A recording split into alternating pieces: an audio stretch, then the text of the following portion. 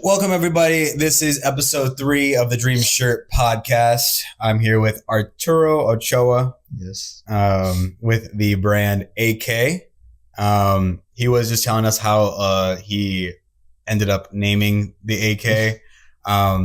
So do you want to just give a little rundown of what your brand is? Yeah. And kind of just give the people a little bit more information on what your brand is. So Akae is a Los Angeles-based brand.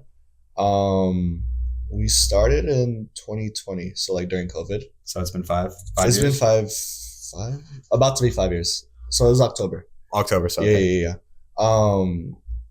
That's like on paper, on record, that's technically our when we started.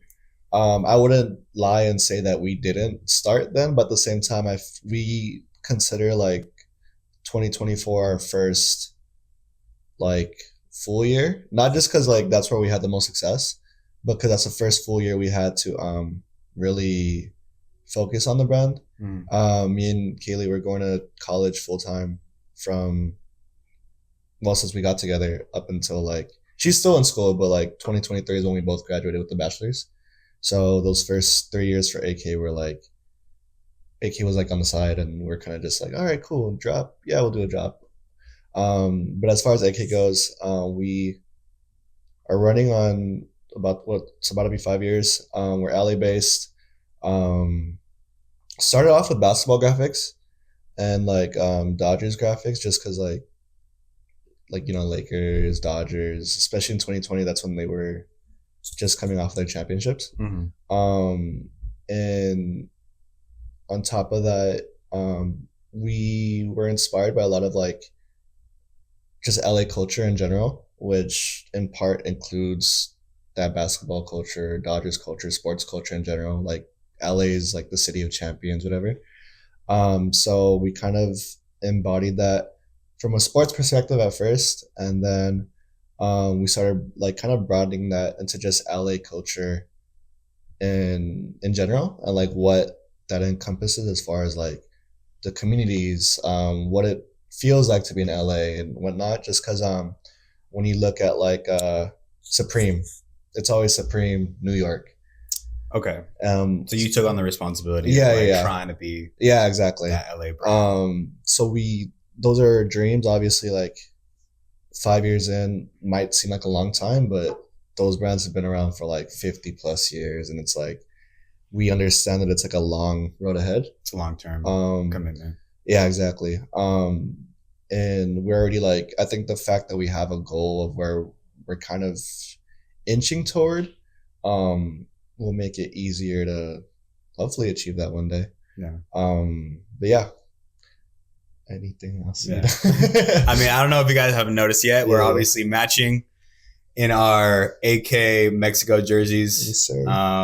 One thing that I want to mention that it is Arturo and his girl Kaylee's brand together. These honestly are amazing. Yeah. I'll have to admit to you. Literally, UPS came in this morning, saw the jersey, and right away was holy shit, that's a great jersey. And I get that, honestly, I get that reaction every single time I wear this. This jersey, I'm telling you, is my go-to to where if I'm going to go to, let's say, for example, I went to Universal Studios. Yeah. I wore this on purpose. I was I need to look fresh. I need to look good. How does that feel? Because I know how successful that drop was. How does it feel to drop something like this? So, I think even just from the beginning, when it came to even before this was a thought, we, like I said, we started off making graphic shirts. Yeah. And you already know, I mean, you're on the back end of it, but you know the costs that go into DTG, screen print, minimum, whatever, any of that, right? Yeah. And not that AK was trying to move away from that, but me, for myself, confidently, I could say I'm one of the best graphic designers in LA. I think I always had an eye for it. Actually, I need to get back into something else later, but I'll hit that up later. We'll get there. But so, yeah, with that being said, a lot of AK's graphics, our approach initially was we don't have these shirts available to us. Like whether it was a Lakers shirt, like, all right, if we want a thrifted Lakers shirt from a championship, it's like $300 resale. Like Dodgers, it's like same price range, and you have to find it in your size. So it's like, damn, like, Yeah. What the heck? What are the odds? Yeah, what are the odds of that? So then initially we designed our first shirt for ourselves. Everything we do is like, sounds weird, but it's like selfish. Like we want it for ourselves first. Yeah. And then if we think it's nice enough to where like maybe other people will like it, then we'll drop it like for everybody else, obviously. But that was kind of our thought process with everything. So when it came to shirts, I put a lot of time into designing the graphics, and I always felt like, damn, like it's paying off because like people are like buying it, and I catch people wearing it randomly, and like it's cool. But then because it's a graphic shirt, it's not that it's easily obtainable, but realistically, a majority of the audience doesn't know a great graphic from like an okay graphic, like a mediocre. Yeah, and it's not like so much to shit on anybody, but when you have that in mind, someone is gonna look at shirt A versus shirt B, and even if like let's say streetwear heads are gonna be like, oh, shirt A wins by like a landslide. Yeah, they're gonna look at it also like, okay, they're selling shirt A for like $50, and they're selling shirt B on a lesser quality blank. Yeah.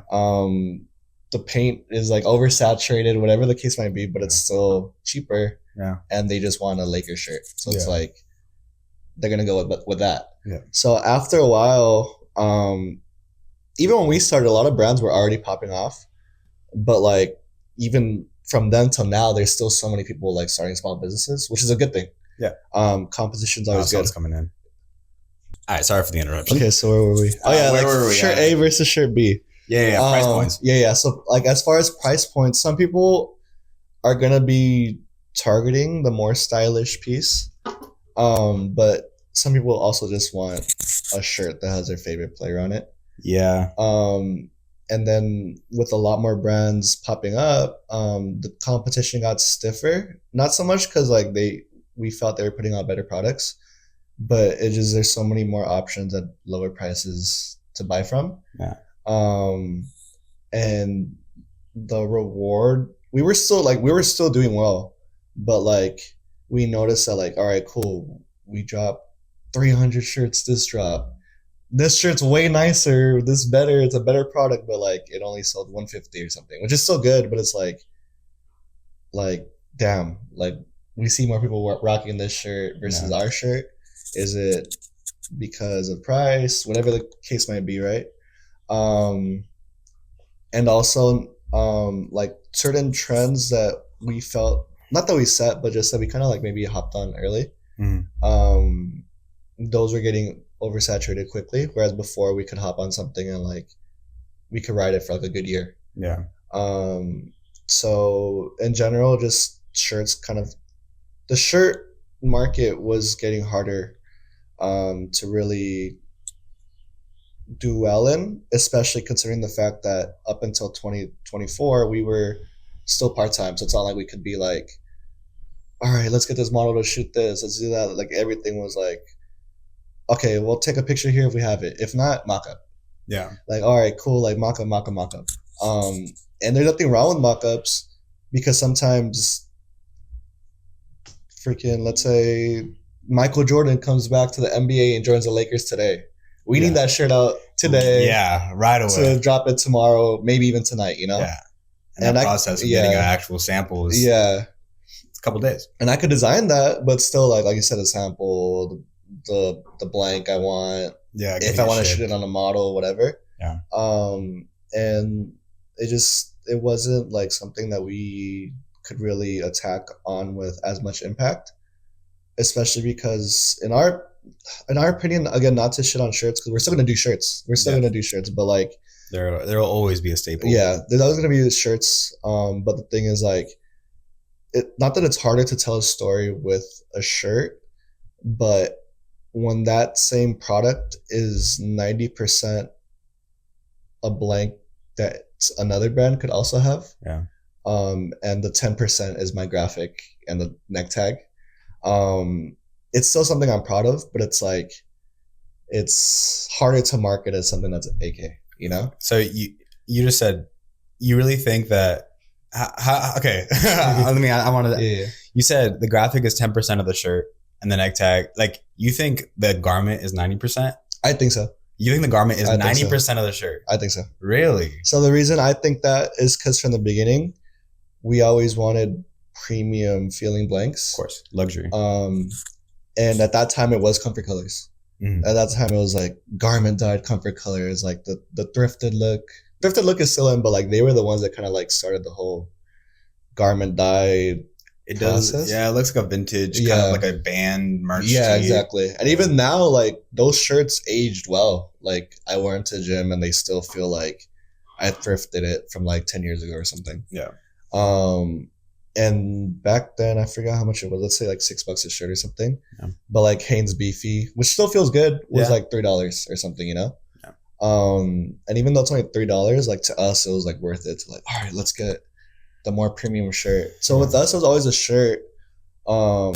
And initially, people were like, oh, I love the shirt. It's so comfortable. In my head, I'm like, all right, cool. That's cool. But like, that's not me, you know? Yeah, they're not complimenting the brand. Like they were complimenting the brand still, but they were also equally complimenting, oh, it's such a comfortable shirt. I love the way it fits on me and blah, blah, blah. And again, not a bad thing because, you know. I mean, you chose it. Yeah, we still chose a shirt. You know, like it was intentional. Yeah. And if they love it, it's like your choice was the intentional choice for them to love. Exactly. You know, like if you put it on a Gildan, I guarantee nobody would have that reaction. No, yeah, exactly. But it's like that's your choice. That's the responsibility of the brand owner to choose that blank, right? Exactly. Yeah. But because that was still like the initial like thing in the back of our mind, we always like we're like, damn, like there's still no shirts that exist up until now, at least.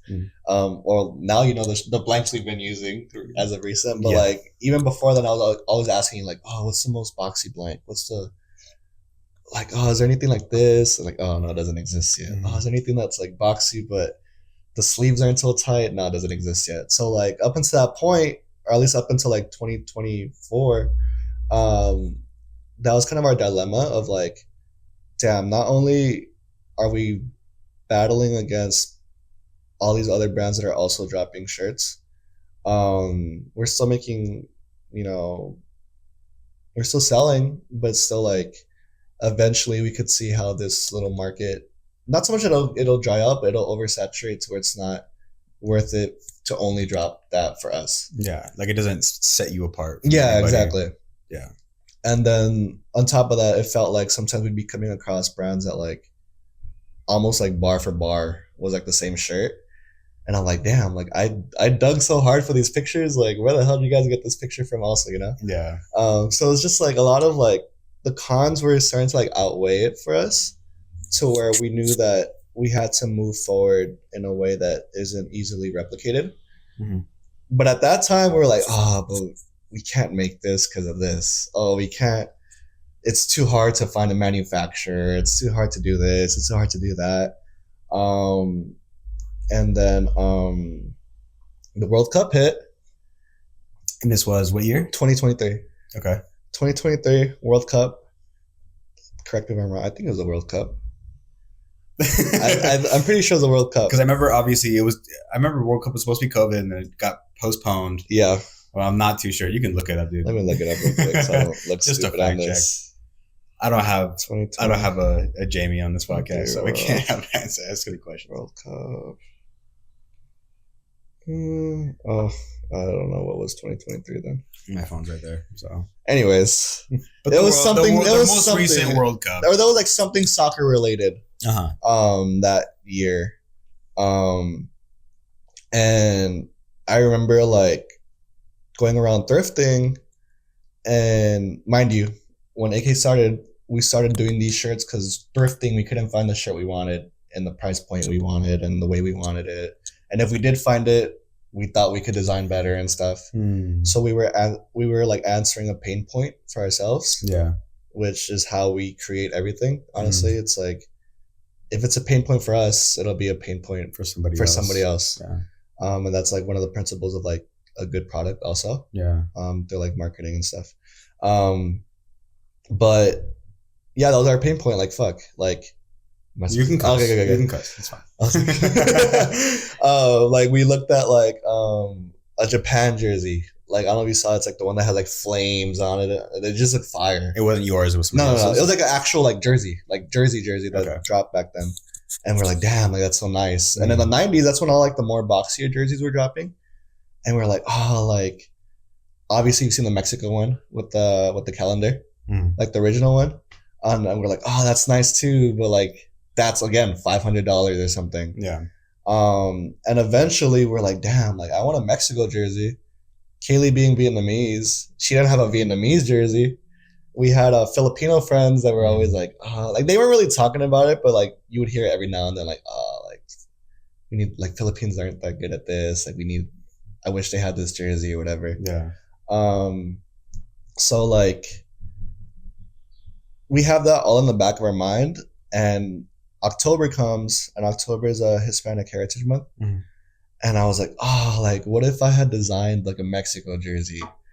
And then Kaylee was like, yeah, just design it for fun. And I was like, oh, I wish we could get it done though. Cause like, like up to this point, we're thinking like, it's impossible to do this. Yeah. With DTG, you need one shirt and you're good. Yeah. If you sell one shirt, as long as you price a shirt at the cost of what it would be at one shirt, you're good. You're not losing money. Yeah, you're not at a loss. Screen print, you could lose money on that if you because you have to reach 24 MOQ or whatever other MOQs there are. But like we weren't, again, not at a loss, but it was still like that risk of like, oh, where you don't know, you never know. And then with manufacturing, we're like, damn, like what are the MOQs for that? Yeah, especially something like super custom. Yeah, especially like I said, we were very intentional with the quality of the shirts that we use, of the hats. I mean, it's just AutoCAD, but still, like I love the fit of it. But like the hats we use, like there's a reason we use this over any other foam trucker available or any other hat. It's definitely the best one. Yeah. So we've always been intentional with like our quality, and that's always been one of our like proud aspects of like our products or what we put out. So we knew that if we dropped a jersey, it'd have to be like really, really good. Yeah. And again, what does really, really good look like in terms of like MOQ, in terms of price? Like, are people gonna buy it and stuff? So we're like, we have all this in the back of our mind, and I just get to sketching on Illustrator. I'm like, all right, cool. Like this, that. Like I literally make it. If I pulled up like the actual graphic, it's literally like a 1-to-1 like representation of the actual product. So the first sketch was the first final? Yeah. Like the first rough draft ended up being the final. Yeah. Really? So quick little insert. One of my biggest strengths as a graphic designer, I have a really quick turnaround. Like in my head, like if I know what I want to do, I could get it to that in like less than a day. Okay. What takes the longest for me is getting on the same page with the client. Yeah. And then, but once I know we're on the same page, like boom, like 100%, like we're gonna knock it out like in that day. So with Akae, because I worked that quick. Graphic design. Because I worked that quick, it's not so much that I'm half-assing or cutting corners. I just know what I want from the beginning. You know. Should be good. It's a different phone number. Okay. So like, because I know what I want from the beginning, at that point it becomes more so a colors game of like, all right, what color looks best, what blank looks best, blah blah. So like, I can definitely tell from your tech packs, you always put Pantone, so you're very much of a color guy. Yeah, exactly. Definitely. So like, I'm always like, but yeah, in general, always targeting everything quick. So like this sketch, from the beginning, you can see it's a papel picado, like as a backdrop or background. Yeah. Pattern. The pattern. Yeah, the pattern. Yeah. Just designing it. I didn't, not that I don't want to come across as a Chicano brand, but as an LA-based brand with bigger aspirations and like wanting to encompass all of LA, we knew that we couldn't just be like, all right, just Mexican. Yeah. Even with Kaylee, she's Mexican by like honorary Mexican, the way I'm Vietnamese, honorary Vietnamese. Yeah.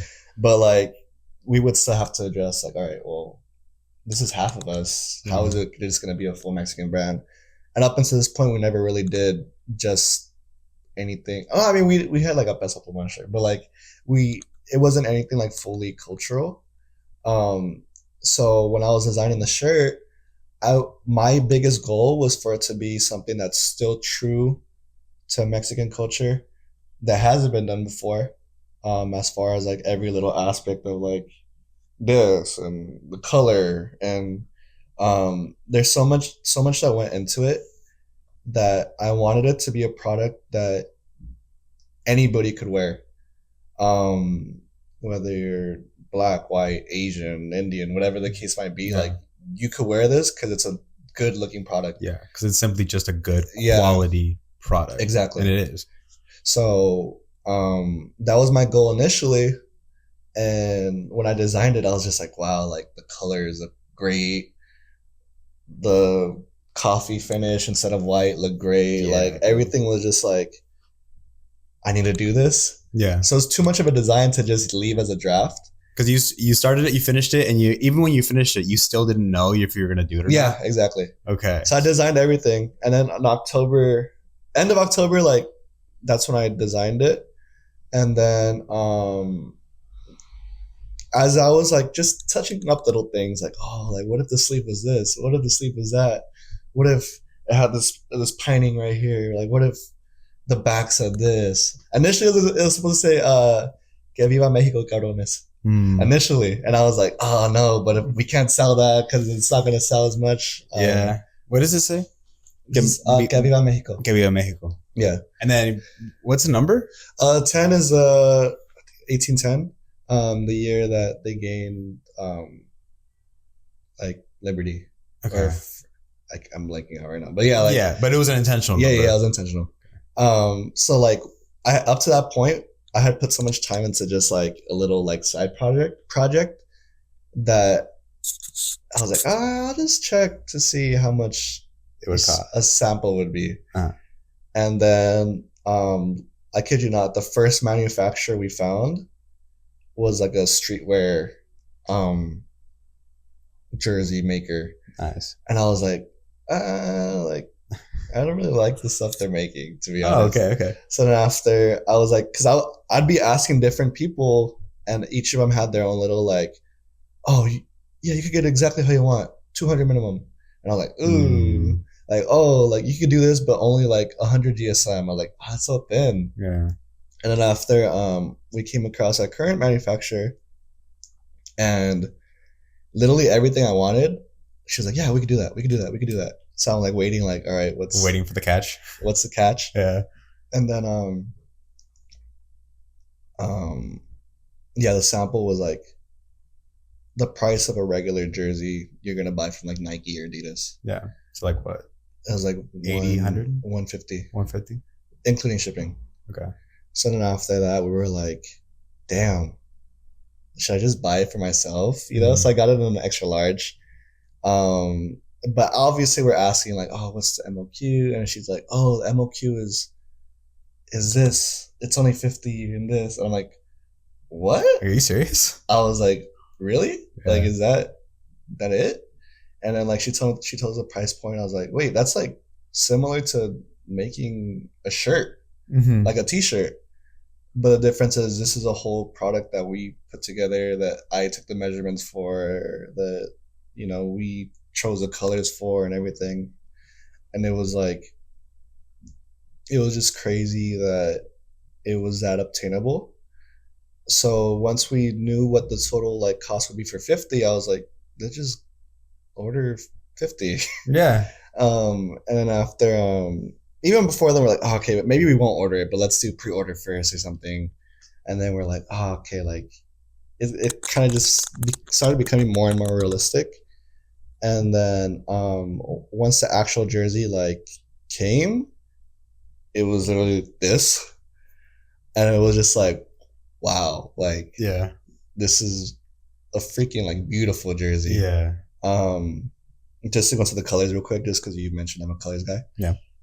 Our biggest gripe with Mexico jerseys was that the green was too green, almost like Hulk green.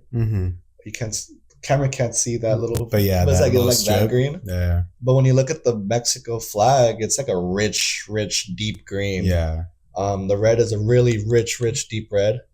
I mean, white's just white. Yeah, of course. But like those colors were like so like strong. Yeah. And I always felt like Mexico jerseys, even with how cool the designs are, a little harsh on the eyes. Yeah, the green was always like something that I myself, it's like too close to like Celtics green. And I'm a Laker guy. So I can't have that. So I knew that like I wanted like a deeper green.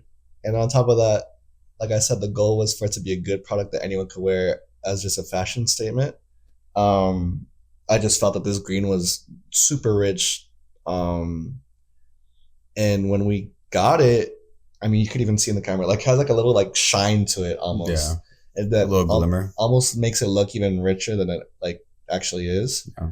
And it kind of mimicked the way like the flag in the sun is like has that same shine. Mm-hmm. So it was just like that was sick. And then the coffee, I mean, someone could fact check me, but there's usually like no one's using coffee. It's always like white or something. Yeah, for especially Mexico jerseys. That's honestly, I think that's what got me. Yeah, I'm gonna be honest with you. As far as like, I want to talk to you as a client because I bought this literally. I mean, this collar was the thing that sold me. Yeah, for sure. I don't know if I would have bought it without the collar, without these. Like, I think that was such a absolutely nice touch. And we didn't fight for it, but she was like, "Are you sure you want it? It's not modern." I'm like, "No, we need this." Because it sets it apart. It makes it like, I think I didn't want to buy a soccer jersey because I don't play soccer. And I think this setting it apart made it feel as if I didn't need to play soccer to wear this. Exactly. You know, just a nice look to it. Yeah. So this was a very nice touch. Yeah. So like I said, everything was intentional with what we did. But then once we had the product, we were like, damn, like this is going to work. Like it has to work. So then up until that point, we did shoots, but nothing really like with much of a story or like, and not that we didn't have intention, but there's not much intention you could put behind designing a Lakers shirt and having your friend wear it to model it, you know? Yeah. You can make a story. Yeah. I'm sure there's a way, but like, I'm not the Lakers. I'm not the Dodgers. Like, it's not my story to tell. Yeah. Whereas this, like, I'm Mexican American. Growing up in LA, there's Mexicans everywhere. Yeah. It's basically it was Mexico at one point. So like, because that was the case, I wanted to tell that story in a way where it wasn't like, again, not a knock on anyone that does this, but up to that point, everything Hispanic or Chicano was like Cholo related, Old English. Yeah. Black lettering. Yeah. Like very, like you were forced to like buying into like almost like Cholo culture. Yeah. Which I know is a part of like that in a way. LA especially. But like, that's not me. I'm not a Cholo. Or I'm not like, I don't have family members that are like in that lifestyle either. Yeah. So like, what about the Mexicans like me? Yeah. You have pride for your Mexico. Yeah. Where like, I'm proud to be Mexican, but I know it's more than just, you know, Old English and that. And even the Browns, they know there's more to that than that. And I'm not saying that that's what they're putting out as that, but like at that point, it was just, that's the easiest way to come across as a Chicano product or whatever. Yeah. So that's why like for this one, I wanted to like papel picado. I wanted to, and even then it's very subtle. It's not like boom. It's subtle to where like, if you're someone that just wanted a nice statement green like piece, like you have that in this. So like our goal was to present it as that, and we shot with my friend at a soccer field. Yeah, I remember. And then we shot with my brother in Olvera Street, in LA, and like everything we put out as far as like content, like we felt that it captured the jersey in the best way possible. We styled them the way we wanted them to be styled. With my brother, it was like more like a streetwear approach to it. Whereas the soccer field one was still supposed to have like some sort of like streetwear, but borderline like I wouldn't say athleisure because he's wearing jorts, but it's still like a more so summery spring look. Yeah. He's wearing the Cortezes too. And my brother was more so like the streetwear like outfit, like cool looking. That way, like we kind of like appeal to two different demographics. Like, all right, if you're really into fashion, this is the way you would look in this. Yeah. If you still want to look good, but like, you know, maybe you're not as fashion forward, like this is still a good look for you too. And I think through that we were able to like, you know, gear all the content for that. And then once we dropped the actual drop, at that point I was already a official marketing major, so I was like, all right, I went to school with this, like let's see what I could do. And yeah, we designed like, I think like content, like 6 posts for Instagram, a reel, like even along the way we're like sending it like to like our family and be like, oh, how does this look, like the model, like how does this look? And everyone's like, damn, like this is fire, like this is really good. Yeah, like honestly your content for this drop felt as if like you were like $1 million brand. Yeah. You know, like I was like, that obviously it got me like right away. I bought it without question. Yeah. How much was it? How much you said? At that time it was 65. 65. Yeah. I was just like, say less. Yeah. It was like, all right, that's super reasonable. Yeah. So I mean, okay, you said you're a marketing major. Yeah. I didn't know that previously. Yeah. Like what do you do as far as like rolling out marketing for your brand? Like how, let's just say like, is there any little like tips or advantages that you kind of like are easily know that the modern like everyday person kind of has no clue about? Yeah, so this is gonna tie into it, but like in class or like any course I took for marketing, obviously everyone there is a business or marketing major. Mm-hmm. And a lot of these concepts that we were learning weren't necessarily new to me. It's not like I was like, wow, that's such a crazy idea. Yeah. But I think what college did for me was like it gathered ideas or concepts that made sense already and kind of just confined them into a theory that makes sense, or like that's actually like on paper as like this is why this works and this is why this works. Whereas before, like if someone were to tell me, I'm like, oh yeah, that makes sense, but it's not like something I would just think of like off the top of my head. Yeah. So with that, I would say that like a lot of these brands know what they have to do maybe, but I think hearing it will just like flip a switch and they're like, whoa, wait, that makes sense. Yeah. So what have you seen that you completely definitely grabbed from your marketing school experience? Yeah. And what have you brought directly into Akae? So for that specifically, I would say one of the biggest things was answering the pain point, of course. Because yeah, we were selfish in the sense of like we wanted to design everything for ourselves. But if it's only for ourselves, then we could just get samples done for ourselves, you know? And earlier in the brand, we were dropping just random stuff. Like we dropped like a Daft Punk shirt. We dropped like random stuff. And we kind of knew it wasn't going to do well just because we're like, all right, no one asked for a Daft Punk shirt. No one asked for this shirt. But like it was more so like, oh, but we want it. All right, we'll just do it. We were able to do that just because we knew that we were doing DTG and the minimum wouldn't matter. Yeah. So like it was just kind of like making products for the sake of making it. They were still good, obviously. Like I designed them, but but it was like I knew it wasn't like gonna be a banger or anything. But the thing is, we were aware of that. We were aware of like the pain point and stuff. We were aware that those products didn't have a pain point. And I think that a lot of brands sometimes they want to be true to themselves too far to where they're kind of oblivious to why their brand might not be doing as well as it should be. Yeah. Obviously, everyone has something different to offer. And just because it doesn't work for us doesn't mean it's not going to work for you, or vice versa. Like whatever is true to you, if you could find a way to make it true to everyone else and you could find that connecting point that's going to connect with anybody else to want to buy it, then that's a job well done on your end. But as far as us, like we knew that wouldn't be something we could do. And again, going back to other brands, if they're not mindful of that and they don't have the funds to be doing, like we don't have the funds, but it's DTG, you know? Yeah. You're guaranteed even a profit, even if it's super exactly. small, you're guaranteed not to have a loss. That's the thing about DTG. But there's some brands that like specifically want to do screen print only. Yeah. But then they'll put out a shirt that like maybe nobody really asked for. Yeah. Or that like is 100% something they wanted, but they weren't really like thinking about their audience or anything.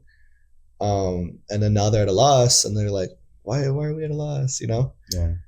Like with that being said, you have to be mindful of like why your drops are performing the way they are. And sometimes we're too mindful. Like with Akae, we're like, oh man, we sold 100 shirts this month. We sold 100 or 99 shirts last month. Like, what's going on? What the heck? Like, what happened? You know? But like, I think because we know that we don't have the resources to just drop money on anything. Everything's like self-funded through pre-orders or like the little money we might put into something. But like we, as first generation business owners, we don't have guidance. So any mistake we make, that's on us, and that's our money being lost. That's Akae's money being lost. So we had to learn, even if it's something that like I'm overreacting over, it's still like, no, like this was a good shirt. Why did it not sell? Like, what did I do differently? Yeah. Okay, I did a mock-up. Like next time I won't do a mock-up if I want like better sales. Oh, why didn't this one work well? Like, oh, I dropped it on a Tuesday instead of like even that. I don't know what that exactly. Yeah, like, is complicated. But like I was just like always like finding different things, and then even Kaylee would be like, maybe it's just a bad drop, or like maybe it's just bad timing, and maybe it's because it's raining outside. Like, you know, just like anything, you know. Yeah. But things, we're still collecting data, and like I'm thinking of this that way. At least we're prepared for like, all right, cool. This is gonna be a Tuesday. It's gonna rain. Let's not drop this anymore. You know, like random stuff. Yeah, kind of just like wrap around everything to make it good look. Like, yeah. And I was always like, all right, cool. We announced this on a Wednesday instead of a Thursday. We gave people way too much time, and now the hype died. So it's like even that, like, which does go into marketing specifically, like not rolling out something too early, and then now people aren't even waiting for it anymore. The buzz is dead, or not giving enough people to like this is 65, now it's 85. Yeah. But it's still something that people have to use their hard-earned money on. So we're not just gonna drop it. Okay, we're gonna drop Monday. All right, Sunday. Hey, be ready for the drop tomorrow. Like, no, like we know people want this jersey and want to be prepared to buy it, so they're gonna have to know at least a week in advance or something, you know. So you say a week. So how do you roll out the drops? Do you do like a teaser and then wait a week until the pre-order opens? So this is me being super transparent. Because I do things so quickly, and again, the nature of like sometimes things have to be dropped really quick. Yeah. None of our cut and sew stuff. Everything cut and sew, we've been like intentional with like everything. Like so it takes a long time. Yeah. So everything. But like a lot of our stuff, because I could design so quickly, this shirt might be finished Thursday morning, and I'll have the mock-up and like teaser done to launch Thursday afternoon. Yeah. So like that's how we kind of were doing things initially. And even though product-wise that wasn't the best way to go about it, but timeline-wise we were like, oh, if we give it at least a week maximum, no more than a week, for us. If we give it a week maximum, then people know like, all right, as long as we're dropping like, okay, we dropped this on Friday, content, or Thursday. Then on Monday, another little snippet of like, all right, remember guys, it's dropping Friday. And then like Wednesday will be our last little like, all right, be ready, Friday, you know? Even if it's just a story post. Yeah. And then Friday comes, and by that point we already know that like, all right, cool. Nobody should be left in the dark about when this was dropping and whatever. The minimum we want to give ourselves is like 3 days. 3 days from like the initial first see for your clients, and then 3 days when it opens? Yeah. Okay. So like, let's say we're dropping Friday, like the earliest or latest we'll post something is Wednesday or something.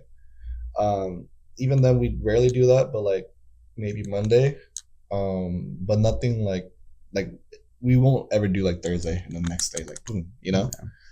Some brands do that if they have that pool, but even then, I think it'll shoot them in the ass at one point. Nike doesn't do it that way, and it's Nike. Supreme doesn't do it that way. They're Supreme. Like you got to look at those 8-figure, 9-figure, or 7-figure, 9-figure brands. And like, how do they do it? Yeah. So we kind of like we're mimicking their rollouts. Obviously, not 100% because like they'll have spring announced in like fall of last year or something. We can't completely copy, but it's a good reference to go off of. But as long as like as far as like their content being posted, I was like kind of like looking at like, all right, cool, this is dropping Friday. They barely dropped their shoot the Friday before or the Thursday before or whatever, and they only posted like minimum or maximum 3 pictures or 3 posts per product. So it's not like the same product being blasted like 10 times or something, you know? Yeah. So that's kind of how we went into it. For the Mexico jersey, again, like I said, we dropped, I want to say like Thursday was the first post. And then that post itself went like viral on like Pinterest and Instagram. We're getting tagged in all these like different like soccer accounts and Mexican Pride accounts and like just like Latino community accounts, just because like that shot with like Que Viva Mexico on the back, it looked like an actual like action shot of someone running onto the field of like a soccer game. But it's like, wait, I've never seen that player or that soccer jersey. So it's just like it created like so much buzz. And ever since we dropped that, I kind of always wanted to like mimic just that like not iconic, but just like that kind of like, wow, like that's the picture for their like that's their teaser. Like, wow, that's a really good shot, you know? Obviously it's not impossible, but sometimes you just get lucky with capturing that split second at that time, you know? Yeah. But initially we roll everything out like a Thursday or Friday of the week before. And then we'll have like 2 posts in between the actual last post. And the last post, if it's a catalog, it'll be like a catalog like live, not live, blah blah. Or it'll be, if it's like, let's say like the Mexico jersey, we'll have like the actual product, but like on the floor in a like stylistic way or something. That way it's not like the same exact type of shot being used for all the content. Yeah, different angles. Yeah. But yeah. So let me ask you this. Like, let's say you're going to drop a new drop next week, or let's say in a month. You have a month to prepare. What would be, let's say it's another Mexico, or like the status of the Mexico jersey. What would be like the perfect rollout schedule as far as like if it was, everything went out right? Assuming we already have like the sample? Assuming you have everything ready to drop. Okay. We would have to, like, let's say for the sake of just like numbers, 30th of April is when we're dropping. Right? So the last day of the month. Yes. We would probably shoot that first week of April. Okay. We want maybe like earlier in the week. That way, if we look at all our shots and we're like, ooh, like we can do better. We could do better. And that has happened. Like in Mexico, we did that. Because we had like, I think 2 or 3 shoots for Mexico. But yeah, you always have to have like a backup of like, ooh, like I don't like this, let's shoot it again. Or like this product is a premium product, it doesn't look premium on this shot, you know? So I would say first 1 to 2 weeks, if you can edit quick, 1 to 2 weeks. That's when like shooting and stuff or planning. Like if you don't know what you want to envision, you want to basically like planning and shooting should all be within those 2 weeks. Yeah. Are you saying planning is the shoot? Planning is like it's like the shoot is part of the planning where like you don't know what you're going to do until you get to the shoot. And then you kind of start figuring out things from the shoot. The way I do it is, at least for I didn't wear the hat today, but we have a blue LA hat. Oh, the one with just like the regular, like the LA. Yeah.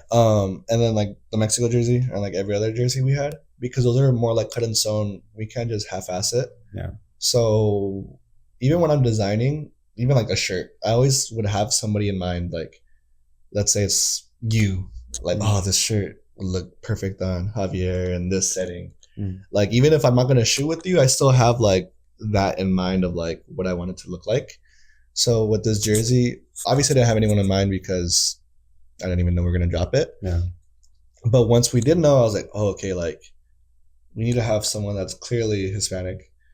But they also have to have like not so much a rugged look, but just like a look in general. Yeah. Which he did have with his bald ass head. Yeah, that's the picture that got me. I remember. Yeah. So then after Danny, if you're watching this, sorry. Shout out, Danny. You have a mullet now, so. But yeah, so like when it comes to like planning, not only once I knew who I wanted, then I would go on like Pinterest and like look for like, all right, what angle am I looking for? Like this Supreme or Stussy shot is amazing. Would this, could I find a someone else's picture of this same angle in the soccer field or in Placita Olvera or like, you know, different areas? And when I couldn't find that, then I would just find the next best thing, just so I at least have a placeholder of where the model needs to be, like where in the frame, like what kind of look they need to be having, what pose, whatever.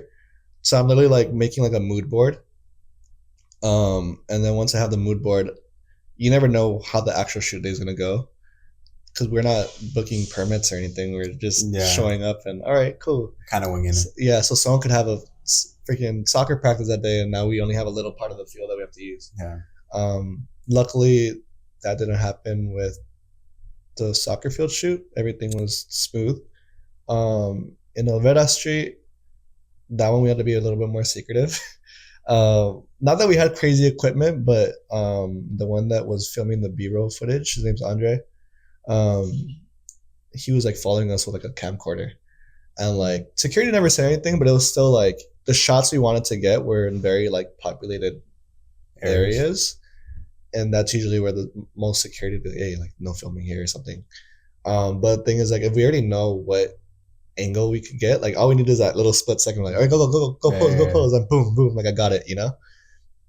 So because we kind of prepare ourselves enough to where we know what we wanted to do, and mind you, I'm the one taking all the pictures and editing too. Okay. So I already knew what angle. If I'm the one editing, it made it easier for me to be the one to take it, and for me to be the one that actually puts the content out and stuff.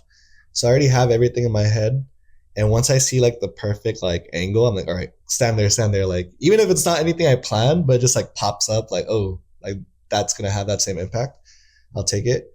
And then once I have all my pictures in those 2 weeks, I edit everything earlier into that third week, with the intent of dropping the teaser by the end of that third week.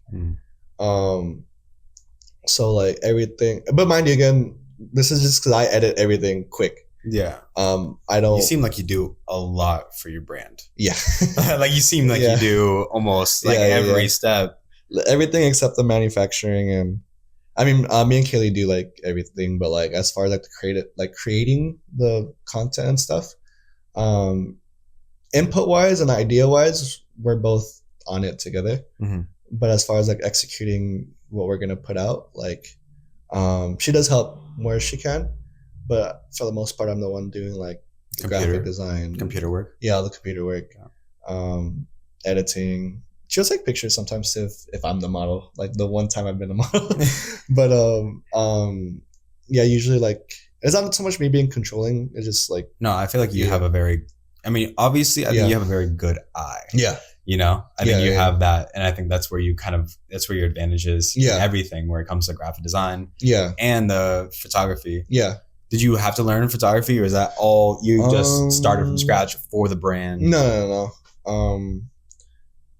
I'll make this one quick so I don't go off too crazy. But everything I've done, graphic design and photography, was self-taught. Even graphic design? Yeah. Really? Everything was self-taught. The closest thing to like a uniform like learning environment was I took a photography class in senior year. I was like, damn. Senior year, I took a photography class, but it was just because I needed an elective. And they didn't really teach me much. they kind of just taught me like the rules of like rule of thirds and like how to center Aperture. this and like more so like how to use a camera. Yeah. And like maybe like the science behind, oh, if it's in rule of thirds, it'll look nicer this way. But like nothing really like capturing aesthetics or anything. No. But even before then, I was always a friend that was like documenting everything. Even now I'm like on Instagram story, like, oh, you're doing something stupid, I'm right there like recording it, you know? So I was always like the person behind the camera. And once I took that class, I was like, oh, like I could have the same stupid stuff on a higher quality camera, you know? Yeah, exactly. And then even like when it came to editing stuff, I was always like the one taking initiative when it came to PowerPoints. Little flyers we needed for ASB, like I was always the one making the slides, like literally everything like graphic design that was doing that. On Word, I'd be like right there making a little something on Word art and stuff. But it wasn't like it was intentional. It was just like, oh, okay, like I like technology and I can't draw. Like I suck at drawing, but I know what I can visualize. And like, if you put my math background and now I have technology and art, I could like literally calculate what I wanted on the screen. And then, side note, I'm still a dancer. I've been a dancer for like the past 10 years ish. And in dance, you need flyers for like your class, and you need to edit the videos with the music and everything. So like even with that, like I do it for myself, I do it for my friends, and eventually like it just kept getting better and better. And then I had a friend that was a DJ, and he's like, "You need to like make a DJ flyer for me." Is that Andrew? No. Oh, okay. So he worked for Andrew though. Okay. Yeah. And then after, but that friend is also who connected me to Andrew to then work for him when I was working for him. But like, I wasn't really like graphic designing for money. It was just more so like a skill I had that you like to practice. And then everything I learned was like through application. So like if I didn't know how to do something, okay, how do I do this? Yeah. And then learn it and boom. So then that brought me to AK. Up until AK, I had never designed clothing, and I always wanted to.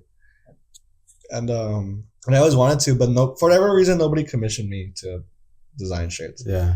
I'd always like offer like, oh, like, you know, I could do this too, right? Like, oh yeah, like where's it in your portfolio? I'm like, bro, like I have to start. Yeah. So the thing is like, that's funny. Like no one ever hit me up for graphic design, but I always knew like I liked it. Like I liked fashion and I liked dressing cool and stuff. Yeah.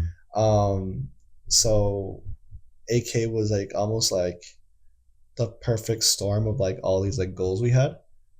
And now people are hitting me up for shirt designs only, whereas before nobody hit me up for anything. And it's like, all right, like see how it is. But yeah, like everything AK was like self-taught. Like okay, real quick, I need to go to the bathroom. I need to go to the bathroom real bad. Oh yeah, I think back to like the manufacturing part of it. I mean, yeah, I definitely wanted to ask you what you told me back there. Like, how did you go about making that fit? Because the fit is very unique. Yeah, very nice. Yeah.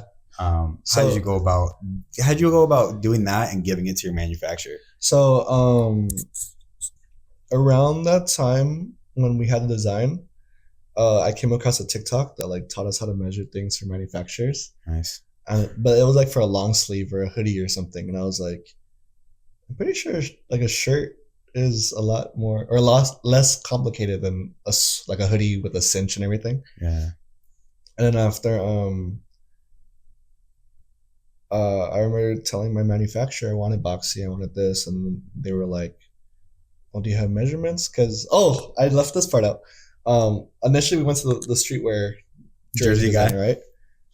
This jersey manufacturer that we're with, they literally make jerseys for performance. What do you mean? Like for teams. Oh, for like real. Like it's not even streetwear. It's literally like actual teams. Yeah. So even when we were like giving them the design, they're like, oh, okay, so what other names are going to be on the back? I'm like, no, it's exact same number, exact same like everything. And they're like, what? Like now they're like, they already know how we work, but they were like, are you sure? Like we just make jerseys. And after my thought process was like, what makes a good jersey a jersey is the fact that it's an actual jersey the player could wear, you know? Yeah, exactly. So like, I mean, I know football jerseys are a little different. Like they have like Mesh. more like mesh, and it's like more scrunchy up here for the pads and stuff. Yeah. But like all in all, it's still the same material. It's still the same like everything. And when you get like a jersey for the sake of wearing it, like let's say from Santi, that feels like weird, and so like you can feel the cheapness, but like technically, yeah, you could play soccer in it, but now you're all like sweating in it and stuff. Yeah. So we wanted to go with someone that actually does it or like manufactures real jerseys with function. Mm-hmm. And not that we're gonna sell it as that, but like you're not gonna get hot in this. I mean, you get hot in it, but it's not like it actually feels like breathable and stuff. It does. So that was like a little side note, which we thought was funny because we were just like, why don't we just give them measurements to a normal like jersey manufacturer that actually makes jerseys for their like purpose? Yeah. So yeah, for that, I knew we wanted like a boxier look, and slightly cropped look, just because another pain point that wasn't being answered was like, even though we found a jersey that we loved, either thrifted or retail, everything standard as far as soccer jerseys is like fitted. Yeah, like super tight. Like super long, super fitted and stuff. And even if you go oversized, now the actual neck is like oversized, and it just, I mean, it doesn't fit bad, but it's just like obviously within the fit we wanted. Yeah. So then for me, I measured my favorite fitting shirt, which happened to be like the Uniqlo one. And then, mind you, we measured everything 100% differently after. But it was like to start, I was like, I really like the Uniqlo shirt. It looks like similar material, like it's not mesh, but it's polyester-ish, you know? Yeah. Because even with that, when you're measuring stuff, you have to take into account the thickness of the garment, or the fabric, how starchy it is, how stretchy it is, how like comfortable, how smooth, how like everything, like it matters, because just because I use the same exact measurements on, let's say, a t-shirt, 100% cotton. 100% cotton, there's no chance. Maybe it will, who knows? But like, it's not a guarantee that it's gonna fit exactly the way this fits. Yeah. Like for example, when you put it on, how much stretch it has, how much give it has. Exactly. And even with this, the thing that we like or love about this, it's like a drop shoulder. Oh, I don't want to move it so much. It's drop shoulder. Yeah. So like, it's not like there's a seam here. Like literally, this whole thing is the sleeve. So what's cool about that is because it's also a heavy mesh or polyester, it sits in a way cotton can't. So like a cotton shirt, if it's too stiff, it's literally gonna be like sticking out. Like on the seams, you're gonna have a little corner, like like a sharp corner or something. And if it's too thick, that might be the case. If it's too thin, it's just like too thin. So it's like, but with this, it's heavy. So like, even what we tell people is like, if you want to go upsize, you can, because it's gonna contour your body in a way because of how heavy it is. Mm-hmm. It's not gonna be like boxy where now you're like all like weird and bloated and stuff. So yeah, even when it comes to measuring, you have to like be mindful of that. We have that leeway with this. If we design a shirt our own blank, we're not gonna have that same leeway. We're gonna have to find a shirt of similar fabric makeup, and then like hope that we could kind of like measure it in the same way. Can I ask you this? Yeah. Like, obviously you had that Uniqlo shirt. Yeah. Obviously it was only one size. Yeah. How did you go about being like, all right, this is let me just guess it's a large. How'd you do like small dimensions and 3XLs? Like, so for that, once we had our sample, I didn't lie about this, but I kind of forgot. The sample that we chose was supposed to be an extra large. And it's just like the sample itself literally says like extra large on the tag. But when I put it on, mind you, extra large is like supposed to be for me. I was like, oh, it's not bad, but it fits a little bit too snug still. So then I also had a Rams jersey that fit me perfectly. That one happened to be a 2XL. And I cropped it just to be like right above my like belt, or right at my belt buckle. So once I had that, I was like, all right, let me lay this Rams jersey. Let me put down the actual sample, like how far off am I?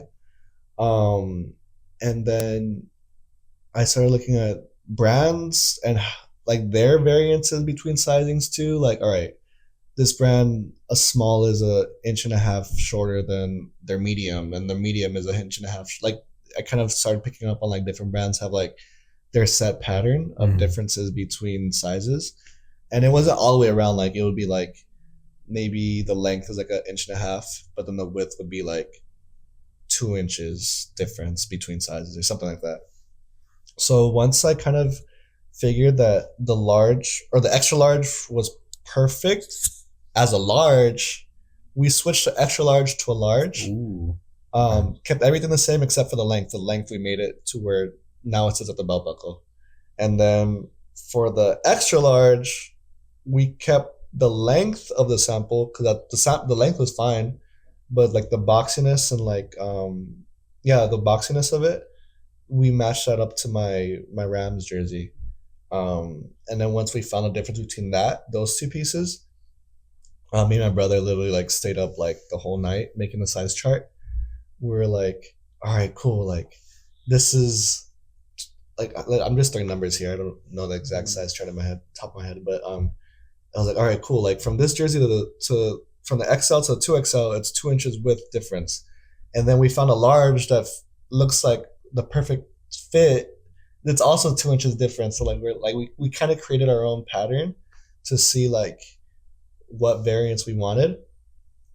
And then once we had that, we kind of just put full faith in the fact that we did the measurements right and hoping that they would like do it right. Yeah. And once we got all the jerseys, I mean, everyone loves the fit. Whether you got small, medium, large, XL, 2XL, like we designed it and calculated everything in such a uniform way that at every size it fits the way it was intended to. Because there's times where you buy a medium for somebody. Yeah. Because they're usually medium, and let's say I'm usually XL. The XL on me is not in this. It's not even like the same ratio as a medium for someone else. Like Comfort Colors, for example, is super super long and tight for small and medium, and there's like a big jump between that and to large. Yeah. So it's like we didn't want that issue of like, wait, why does that fit them so perfectly, and on the small it doesn't even look like it's like the same product, you know? Yeah. So I think we kind of just kept everything uniform. We're still tweaking stuff for like future products, because there are some things that like I can't say it here because I don't want to spoil anything. Not yet. But we are collecting like different products that we own to see like, all right, if we do this, how do we size this now?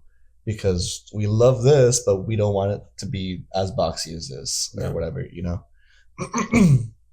So yeah, everything was really like us just measuring something we liked for ourselves and then incredibly dialing it in. Yeah. Nah, it sounds like you said you and your brother were staying up all night. Yeah, so yeah. Like that sounds like you guys really were into the whole like let's make it absolutely perfect. Yeah, because initially they most manufacturers, if you give them one size, they'll create the rest of the sizes for you. Yeah. But and then just like, a general idea. Yeah, but then like we don't have control over what a small might be. So it's like we wanted to really measure everything, and once we created that pattern, it was just easy. Like, all right, cool. Subtract 2 inches, subtract 2 inches, add 2 inches, subtract 1.5 inch from here. Like it was like easier.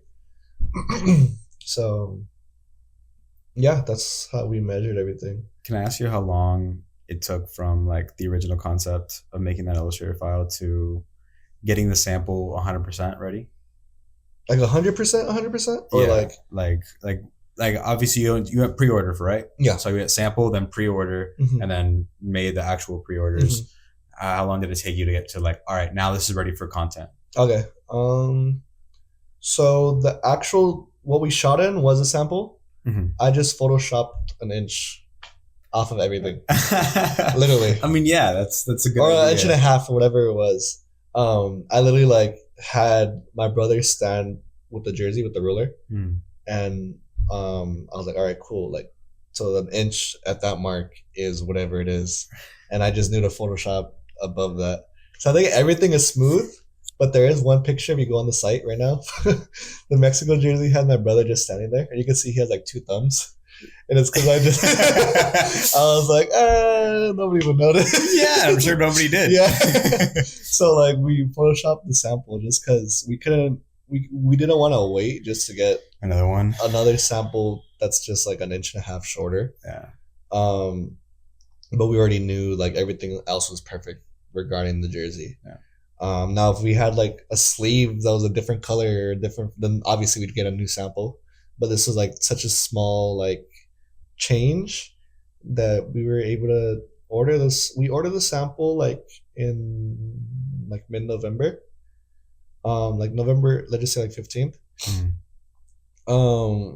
It took like a week to get on the same page, just because like they don't start making the sample or anything until they know we're on the same page, because they don't want to be like, all right, we made it, and we're like, oh, I didn't ask for that. Like they literally like get every single detail down to make sure that their ass is covered and that we're happy. Yeah.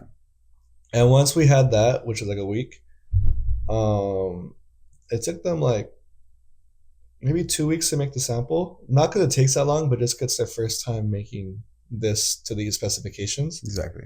Sourcing the material, sublimation, whatever you're doing. And even along the way, they're still like, all right, cool. Like on the file, it's this green. Do you want this to be the green you use? We even bought the color swatch thing you have, the Pantone. The Pantone book? Yeah, we bought that for ourselves beforehand because we knew that if we were going to get the sample, like we wanted not that they use exact like color codes, but they use it as reference. Yeah. So like even like let's say this charcoal, I really love this charcoal. I'll whip it out and like literally like match it. And it's not like they have a paint or like dye called that, but at least when they print it onto the thing, then they can match it to the reference and be like, oh, this is not the same green they wanted. So then like they'll edit it themselves to make sure it's whatever colors I gave them as reference. And then once the sample was set and they told us it's ready to ship, it literally got to us in like 3 days. Where was China? Yeah. China.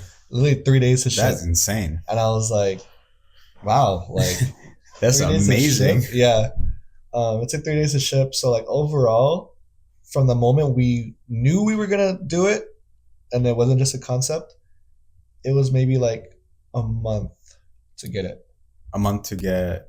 So like from the moment we agreed with the manufacturer that all right, we're rolling with you, what do we do? It took us like a month to get the sample. And once we got the sample, actually we had the sample December. We didn't do anything with it until we dropped February 2nd. So yeah, it was a good minute. Yeah, it was a good minute. But the thing is, because December, like you don't want to drop anything during Christmas, just because everyone knows what they want already. Yeah. And it's like, I don't know, at least that's what we found out. It's kind of hard to, unless you're doing Black Friday, because everyone wants a discount. Mm-hmm.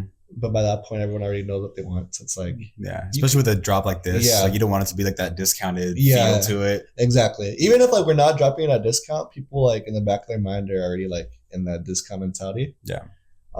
So like, yeah, that's what we held off until February 2nd. But then once we had the pre-order, I want to say we had the pre-order open for like a week.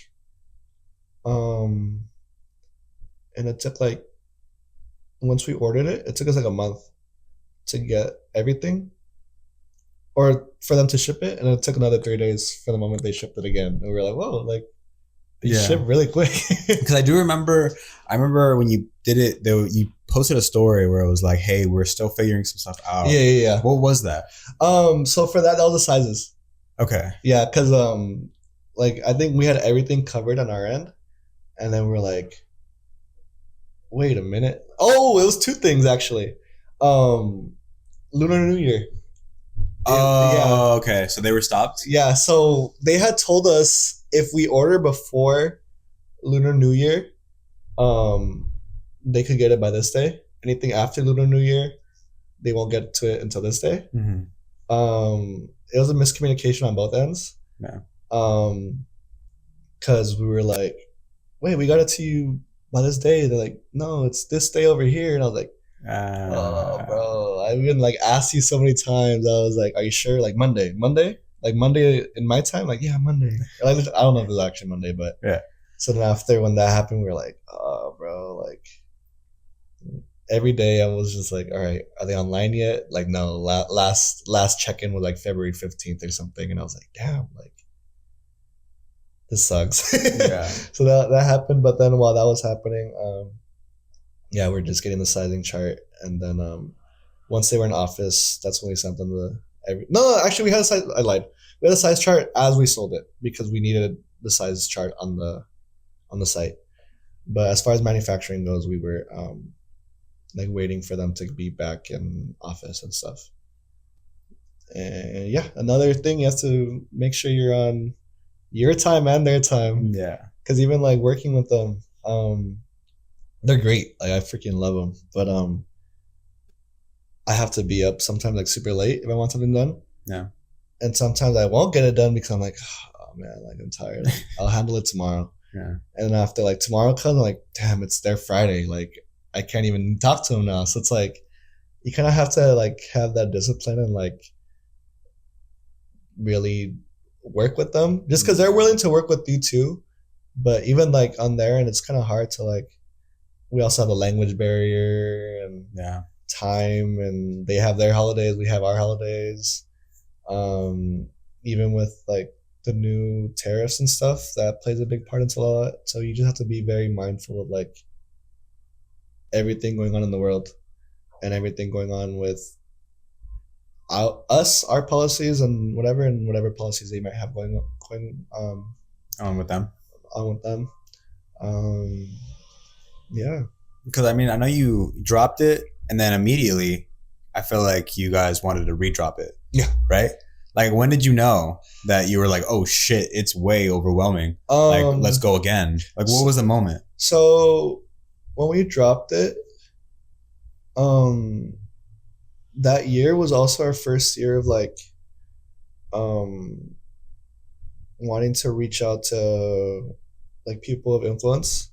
So we compiled a list of like people we wanted to send it to. Whether it was fashion influencers, Mexican artists, Mexican athletes, whatever the case might be. We knew that we knew what spaces we wanted to get it into. And because we had never like done that before, we didn't know what to or how to go about it. So luckily when our first drop came, the pre-order was like, it did really, really well, like really, really well. And we were able to order like a good amount of extras while still being like way into profit. And we're like, all right, cool. Like we're still in profit. Like let's just try to get these jerseys to these people. If it happens, it happens. If it doesn't, it doesn't. One of those people was Tracy Cortez. The UFC fighter. The UFC fighter. Yeah. We had intention of sending her a jersey. We DM'd her a couple times. I emailed her, nothing. And then she commented on the actual post, like, wow, fire, like Viva Mexico, like I love this, I need this. And we're like, oh shit, she read our like DM. We check our DMs, like it wasn't even read. So we're like, wait, like she came across it randomly on her own. And we were like, wow, this is fire. Yeah. And also while that happened, we had his name's Roberto. He's from Mexico City. He's huge over there, like as far as like fashion influencer. And he wanted a jersey, and we were like, okay, like we've never sold internationally, but let's see how this goes. Yeah. And then we sent him the jersey, and he was the first one that got it. But he had some pull over here too. So while we're trying to get him to contact with Tracy, because obviously we're like right there, like she commented, at least she saw the jersey. Definitely. If she sees the email, she'll know what jersey we're talking about, you know? Yeah. We have this influencer that actually wanted it, and we sent it to him. And when he posted it, it was like everyone was like following us again. And that was the first time we were like really realized the power that like these influencers have. Yeah. I think usually there's like a negative stigma. Yeah, they're gonna like cheat me out. Yeah, they're gonna cheat me out, or they just want free shit or whatever. Exactly. But when you find someone that aligns with what you want, actually believes in what you have, you kind of build like a mutual like relationship.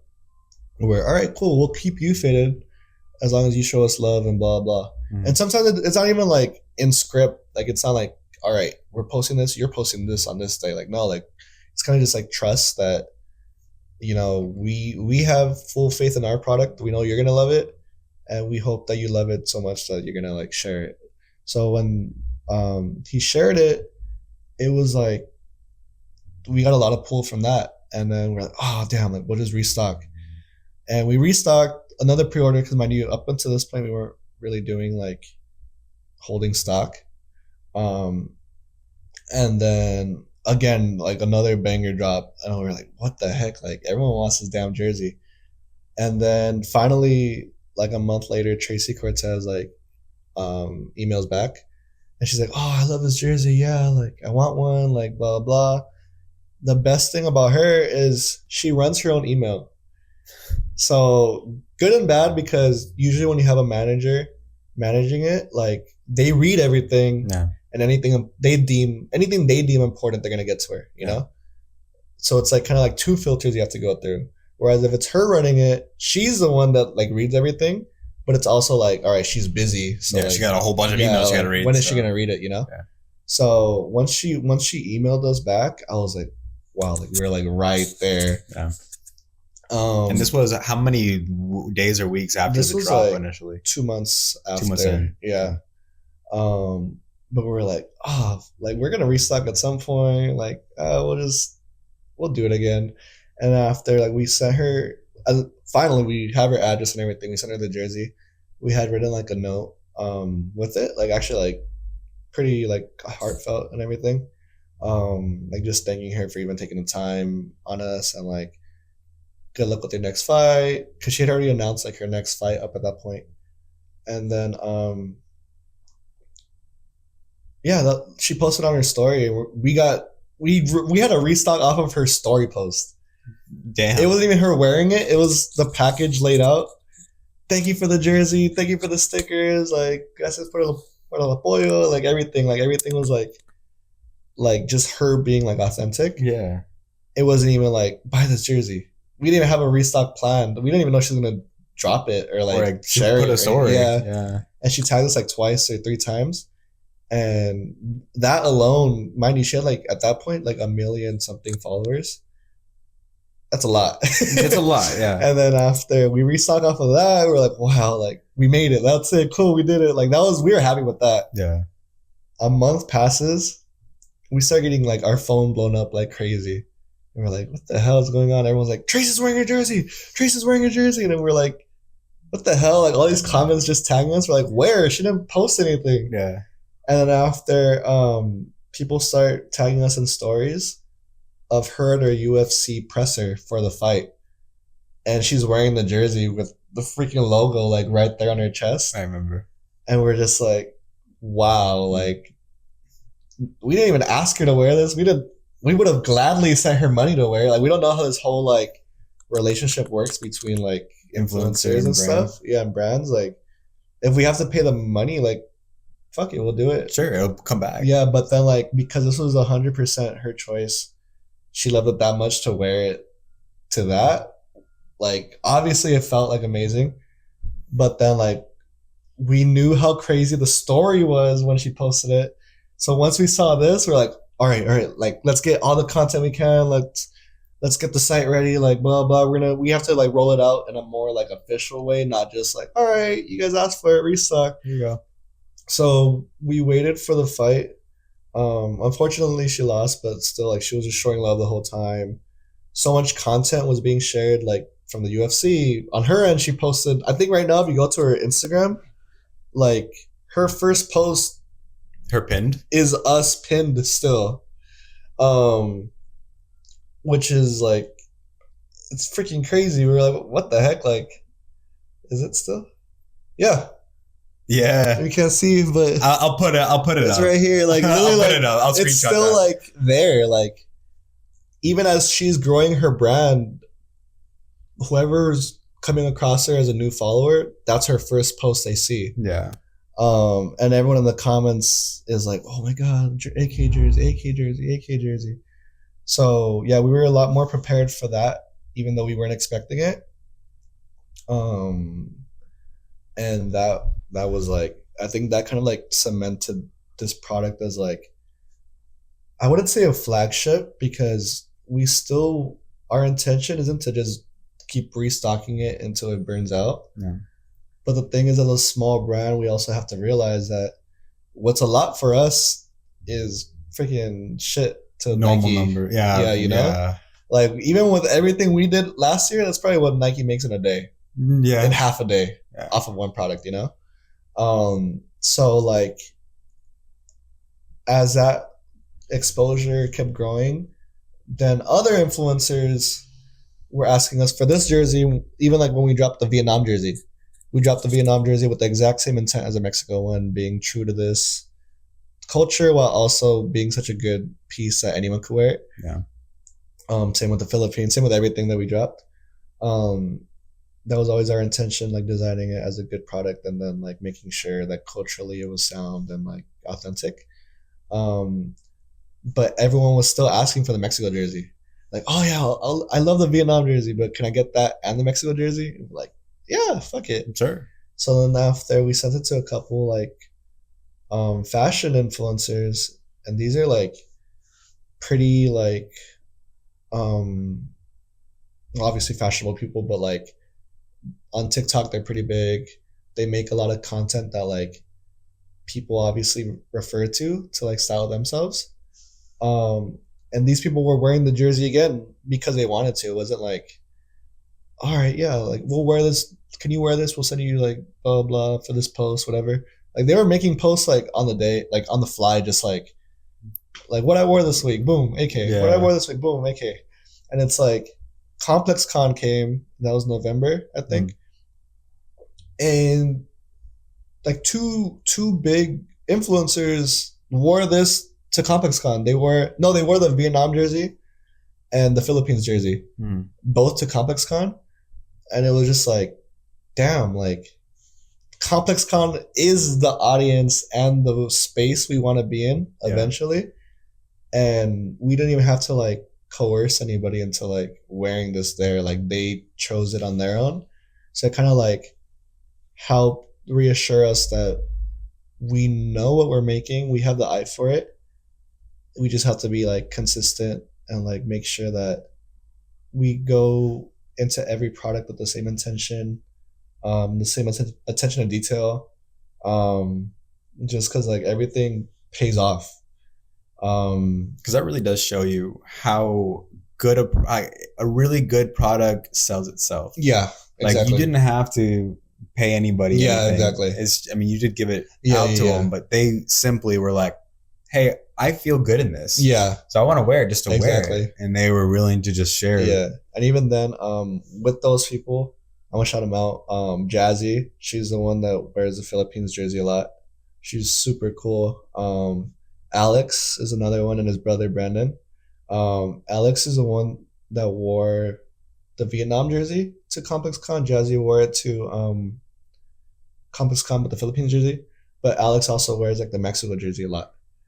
And I think he did like an end of the year like my favorite fits of 2024, and like the Mexico jersey was like in two of them, and it was just like it was cool because like not so much like taking away shine from them, but like there's still only like two influencers or three influencers and one athlete in the scope of like the whole world. But that alone we were so grateful for and what it did for us. So it kind of just opened our eyes at like, not that we want to be like hungry and like, all right, cool, 10 jerseys to 10 influencers daily, but like because we put so much time into looking at these people and making sure that they aligned with what we wanted while also being people that we wanted wearing our stuff, it made it easier to like not feel like a sellout. Because there were a lot of times we'd have like big names hit us up and, oh, can we get this? I'm like, bro, I don't even know you. Like, like you couldn't even hit me up with like, oh, I love your brand. Yeah, give me a compliment first. Yeah, like no, like somebody, I'm not gonna say their name just in case they watch this. Somebody big, a big artist, their manager, ex-manager asked us like, yo, I need this jersey. Yeah. And I was like, okay, like All right. All right, you know. What else? I was like, are you gonna get this jersey to your artist? Like, do you just want it for yourself? Like, you know, like, because even then, this artist, he's big, but it's not someone we would target just because it's not our audience. Yeah, it doesn't align. Yeah, it doesn't align. Yeah. Like, there comes a point where sometimes people are just that big. Where like, fuck, if someone asks for Drake, he lost the battle, but if he asked for a jersey, like, bro, it's fucking Drake. Like, yeah.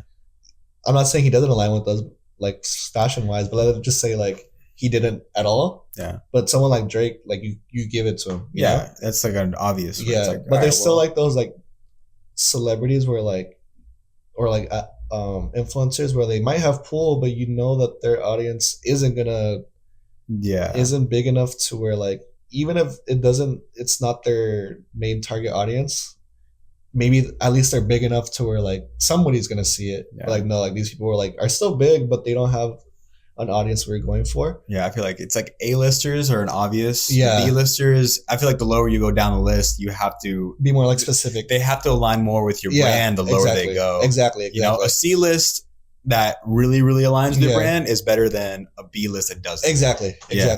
So with that being said, I think it kind of reinforced the fact that like, as long as we do everything out of like aligning with what we do and making sure that that person we're reaching out to is aligning with us, and then like everything will happen the way it should after that, you know? Yeah. And like now we're with the Mexico jersey again.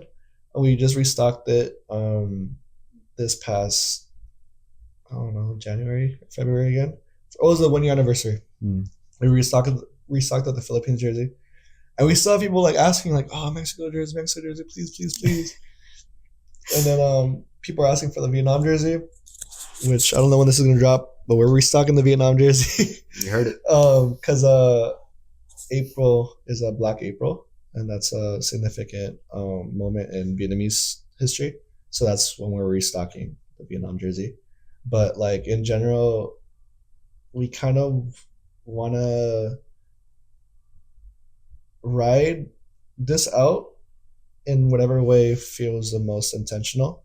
Not that too. And not so much like, oh, people still want it, let's just make more money, like blah, blah, blah. Like, no, like we need to, because even with that being said, a majority of our audience now thinks we only do jerseys. But that's just because like we grew so much in this past year that like, that's what gained us exposure. Yeah. And for the longest, we were like battling with ourselves, like, damn, like, do we have to keep making jerseys now? But I was like, we're still such a small company to where like, yeah, your niche is important, but you also can't be full of yourself and box yourself in just because in year 2, this is who you sell to. Yeah. Like, if you took our year 1, year 1, 2, 3, and 4 and compared it to year 5, it's like night and day. Like, it's not even the same product. It has the same feel. It feels like AK. Yeah. Because I designed it. Yeah. But like if you were to like ask person A, like, oh, do you recognize this product and this product? Like, it's 2 different like lines of work. But the thing is, like, if you box yourself in, it's not bad to have a niche, but like, if you don't have to have a niche yet, like, just keep exploring as long as it's true to what you want to do. So like for us, like I had mentioned before, we want to be LA's Stussy or Kith or Supreme or whatever it is. But the thing is, like, when you look at those brands, they do everything. They'll have whatever we did in a year, that's one capsule for them, you know? Yeah. It just, we roll it out in a year because we're small and we can't afford to pacing. Yeah. But you know, when you get to there, then you can do it whatever you want. Yeah, exactly. So like eventually we're kind of just getting our feet wet and just trying to not roll out anything and everything, but still, as long as it's intentional to us, still following everything we talked about, pain point. Does it make sense currently? Is anyone going to buy it? Is there an audience for this? Maybe no one's asking for it, but we know people would want it. Yeah. Like, nobody asked for a Mexico jersey. Yeah. We asked for it, but nobody else asked for it. But we knew that like it was a pain point that I'm sure a lot of people wanted, you know? And then now if you look at our tags, literally every single culture is wearing every single race. I mean, every single jersey. Like you have Hispanics, blacks, whites wearing the Vietnam jersey. You have Vietnamese wearing Mexican jersey.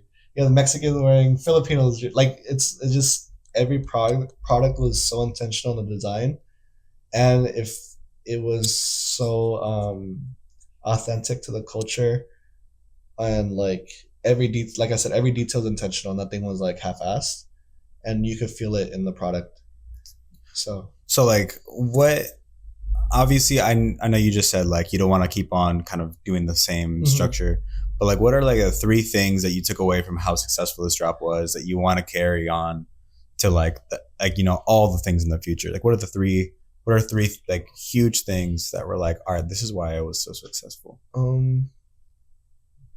I think, well, for one, attention to detail. And that's product. Like that's like day one stuff. But like that follows you all the way through, like attention to detail to obviously fabric, product, fit, everything, like colors, everything.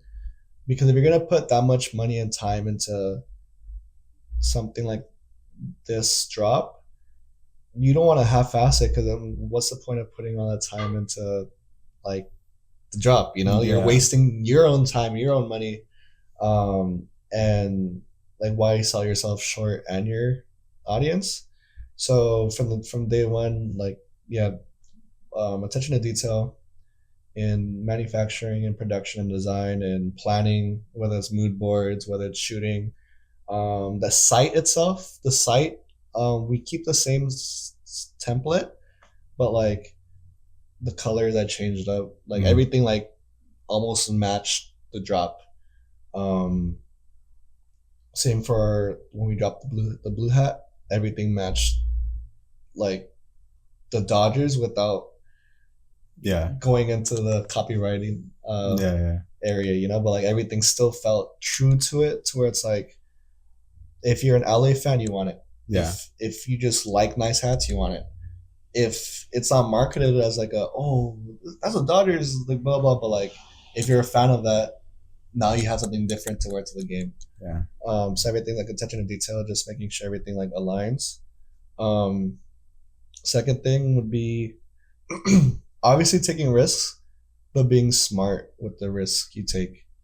Like what risks did you take? Back to like the MLQ, we found the same risk in unit cost for the jersey as we did in a DTG double-sided jumbo print shirt, and that's what we were mainly selling at that point, like a double-sided jumbo print DTG shirt on a LA Apparel or whatever we were printing on. So that was already like 30 something bucks around there.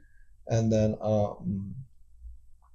when we've realized that, like, all right, cool, like it's basically almost the same risk of like, all right, if I ordered 50 shirts of this, it's the same as me ordering 50 jerseys. It just one I could sell for more, the other one it's harder to sell, So once we took that like calculated a risk, that's why we like jumped into it. It wasn't just like, oh, MOQ 50, we'll go for it. Yeah, just go for it. But it also wasn't like oh, what if we don't sell the 50? Like we had to take that risk of like doing that. And even with that, something like a quick little tip, when you calculate your break-even point, it makes everything like easier. And that's what you always ask me for a quote before you drop. So it's always like, and I remember the one time you said, do it in a 2XL just so I know worst case scenario. And I was like, you're like the only person that ever does that, really. So because even then, like I said, with DTG, we price it to like always be in profit. So like, let's say we were to order a 2XL DTG double-sided jumbo shirt from you. I know what the most expensive it is going to be if we only order one. Obviously, price doesn't drop a whole lot on DTG, but still there's the most expensive point and the least expensive point. So as long as we're selling it at the most expensive point, it's going to cover. And making profit off of that.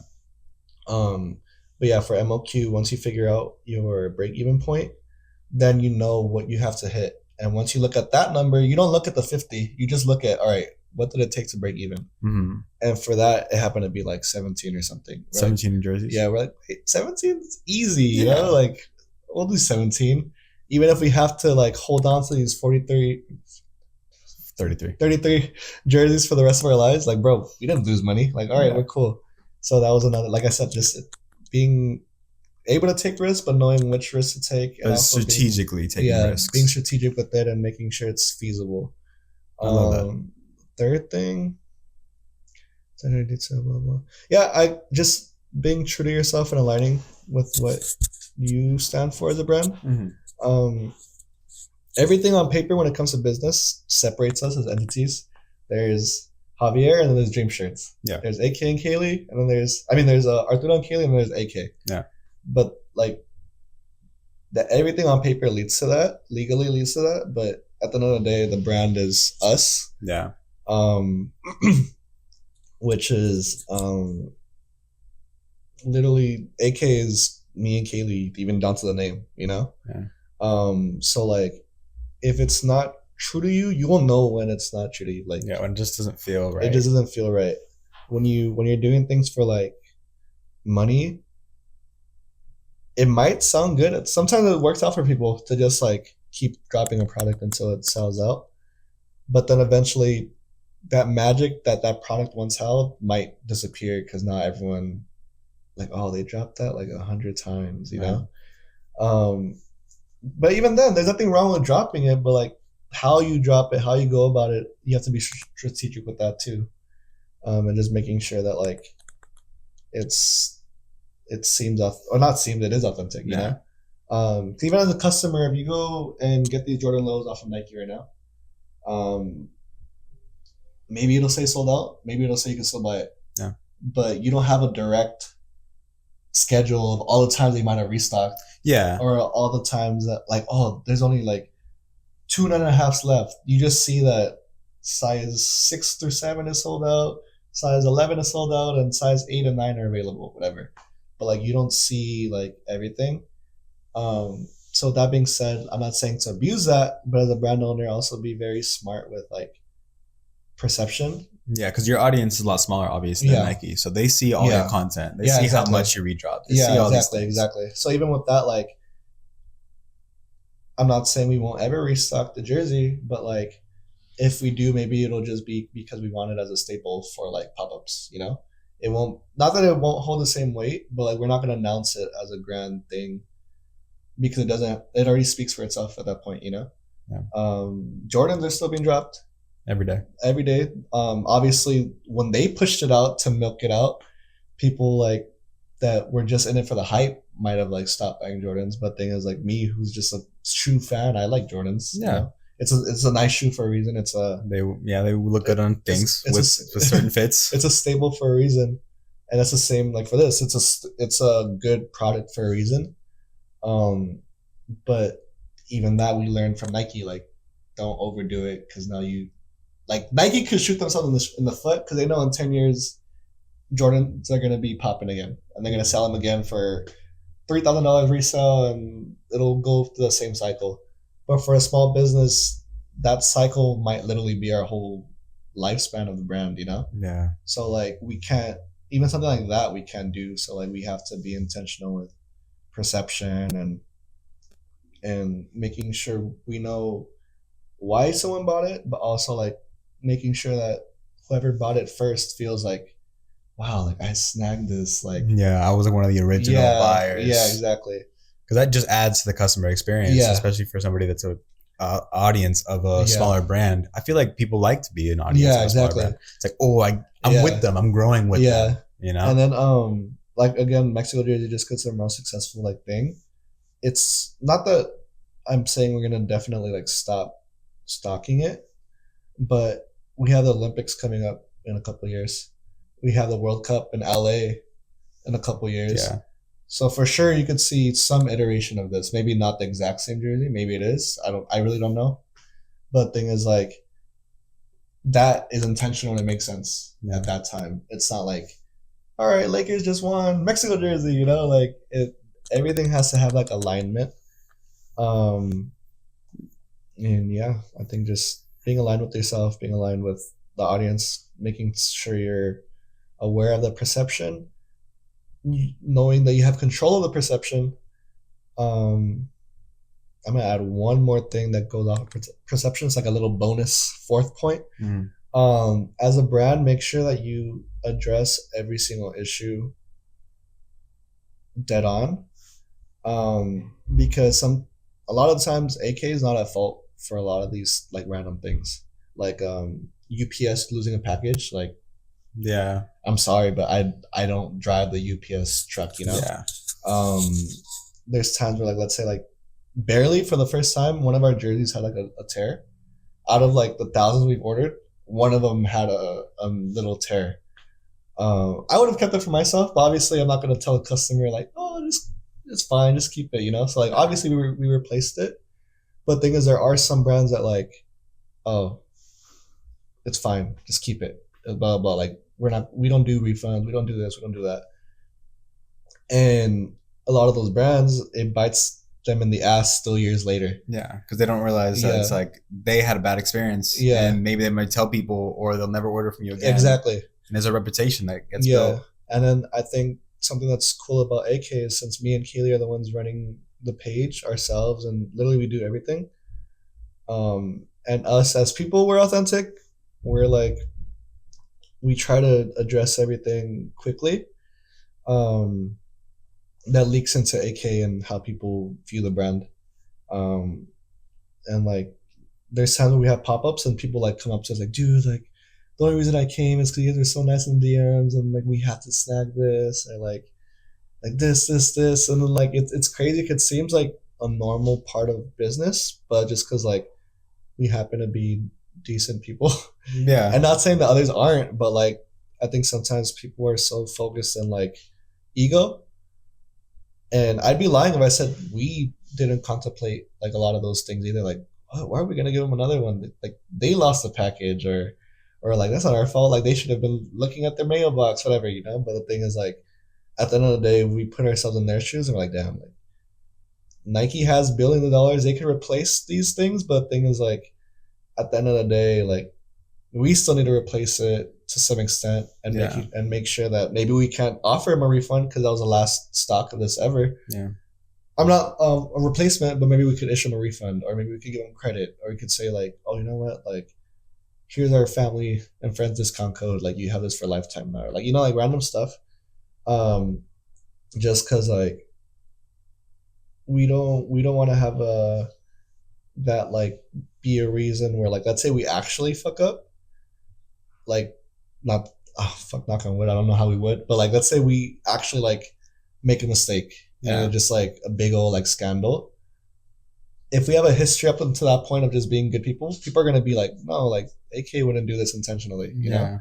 Whereas if we were like assholes up until that point, no one's going to defend us. You're going to have people like, yeah, they also lost my package. Yeah, they didn't even respond. Yeah, they didn't even answer emails. Like, oh, they haven't shipped my shit out since this day, whatever. So it's like, again, I guess it ties into perception, like a little like subheading, but it's just like making sure that you treat everyone with respect, because you have to realize they went out of their way to buy your product with their hard-earned money. Yeah, with their hard-earned money.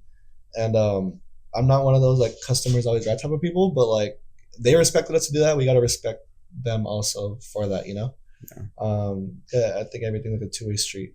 As you already know, that two-way street's what we established with the influencers too, you know? Like everything, like we respect ourselves, but we also make it a point to respect like everyone else. So for you, I feel like it's very much like a win-win situation overall across the board with everybody you work with, or anybody that buys. Yeah, exactly. You know, I feel like, you know, even with the manufacturer and printer brand, it's like that does feel you're very much like a win-win type of guy. Because even then, like, let's say like our jersey manufacturer, they didn't mess up once, and luckily we addressed this with all the clients about it.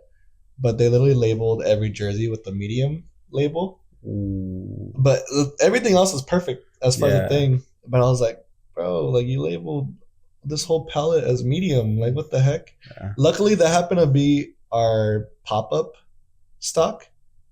So so like at least in person we're like, yo, you know what, like this is an extra large, it's labeled as medium, like do you mind, like we can knock off $5 or something. Like, no, it's fine, like we'll buy it at full price. Like, are you sure? Like, okay, cool. Yeah. But like, because we went about it with our manufacturer, like, dude, like this really meant a lot to us and you did this, like come on. Yeah. But we weren't like dicks about it. They covered our ass so many times with like other things. Yeah. So it's like, I think as long as you realize people can make mistakes and you have that respect and accountability, it kind of like builds more trust.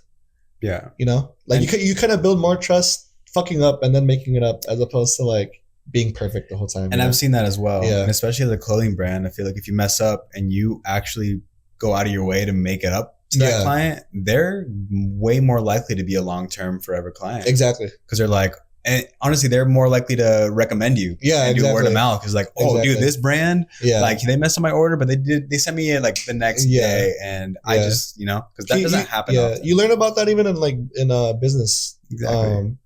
Even like it's a lot more expensive to shut somebody up for something you did wrong than to just like, you know, replace it, give them a refund or something, you know, or make up for it. Yeah, make up for it.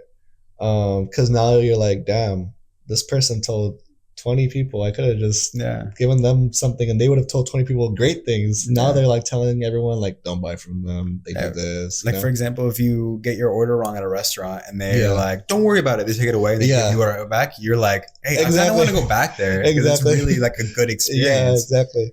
Yeah. And that is what makes businesses kind of, you know, have a great reputation. Yeah, exactly. Yeah. And then I think just because like perfect example, like the restaurant, there's a pho place I used to love. They had something in my sister's soup, and I was just like, I was still like pretty like no, I love this soup so much, like nothing was in my soup, like I'll eat it, but everyone's like, no, like don't eat that shit. I'm like, you're right. But then even the way they went about it, they only discounted her bowl. Even though we all stopped eating there, they only discounted her bowl. And since then, I haven't been back. Yeah. But it's like, like I used to like love it, you know? But like, even if they just went out of their way and like, you know, we're so sorry, whole meal's free, here's another voucher for like another free meal, like we're so sorry. Like maybe it would still take time for me to like, okay, hopefully there's nothing else in the bowl again. But at least they went these extra steps to like try. Then like I'd feel better about going back. But like I haven't been back. It's been like almost a year. Yeah, and that's a kind of a hard thing because it's like when something you do wrong happens, it's like you have to stop your ego. You have to like shut your ego up. Yeah, and be like, okay, I got to realize how this customer is experiencing this customer service. Yeah, and that's because you initially you're like, oh, but I'm gonna lose money. Yeah. You know, you had that thought where it's like, I don't know how much money I'm gonna lose. And then that order, because for example, I'm a printer, so that order like completely doesn't break even. And I lose money. But at the same time, it's like they're gonna experience and they're gonna tell everybody they know. Exactly. With that. Exactly. And I feel like you kind of should take a step back. Yeah. And look at the customer's experience the way he's looking at it or she, and really like make up for it. Yeah. Especially because like let's say like us, like Akae, from a printer manufacturer, screen printer to like brand connection. Yeah. I mean, now you know what we aspire to get like mount up to, you know. Yeah. And this isn't even like pressure on you, whatever type of thing, but like goes both ways. Like even like let's say merch by hobby. Let's say your aspiration is the same exact thing, and next year fucking Beso Pluma and Drake and Kendrick and Kanye, everyone's rocking merch by hobby next year. Yeah. And like because we had a good relation, who knows? Like, oh, hey, AK, you want to collab? Yeah. And it's like, oh shit, yeah, fuck it, let's do it. You know? Exactly. But like, let's say for whatever reason you were a dick and like AK's drop is botched, and then now we're like the next 2C, we're like, oh fuck, like. You just lost out like on that client that would have been like your bread and butter like for like years to come, you know? Yeah. So it's like you never really know what relationship or what connection is gonna lead to what, which is not so much like, oh now I have to like be careful. But like if you're just authentic and you're just like go about everything the right way, then like those connections that might become something, like they might even like help you at some point, you know? I feel like people, when they think of businesses, they see the success of it from the number in the bank account. Mm-hmm. But honestly, the value of relationships is probably just as more. Yeah. Because you never know what relationship could actually just like gut that number of your bank account to go all the way up. Exactly. But it's like, you never know. And you don't know, for example, that UFC fighter, like you don't know how powerful a relationship can actually be. Exactly. Because they could triple or quadruple your bank account. Yeah. And you don't even, it's just one person that you know. Yeah. And that's why keeping clientele relationships is good to have, and printer relationships good to have. Everybody across the board should be like, you have to. And I want to say this. You surprised me this podcast. I didn't realize how like detailed oriented and how much you actually care about the brand. And honestly, I want to, like, it makes me want to go to your website and be like, what's going on? Like, I want to see what I can buy off you, because you're completely and utterly authentic. Like, this is awesome. Yeah. I love that. I really do. So this will be the last question. I don't want to ask the same last question because I feel like I kind of asked it already. But as far as what you're seeing from Akae and what you aspire to be, where do you see yourself in the next, like, what do you see yourself in the future, as far as what your responsibilities are and what you want to be dropping and kind of where you want to be? Like, would you want to have like a warehouse? Oh, okay. Or so like kind of like end goal-ish? End goal, like aspirations. Like what is Akae in your head? Like if an investor were to like drop all the connections and money on me right now, basically. Yeah. I think Akae, our goal is to be like a half retailer, half storefront. Just because we're never gonna be a Stussy, a Kith, Supreme.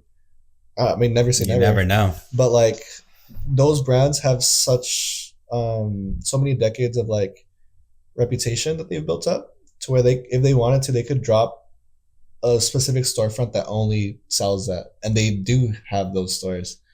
But then you have like Kith and Bodega that like they have their own little section, but a majority of their store is also like retailing. Mm-hmm. So that would be our initial thing, only because as much as we would only want to sell our stuff, like I said, we do everything selfishly. So we would also want to have like all the hot drops for ourselves. Mm-hmm. So it's like, oh, okay, like Akae storefront, whatever, in downtown or something.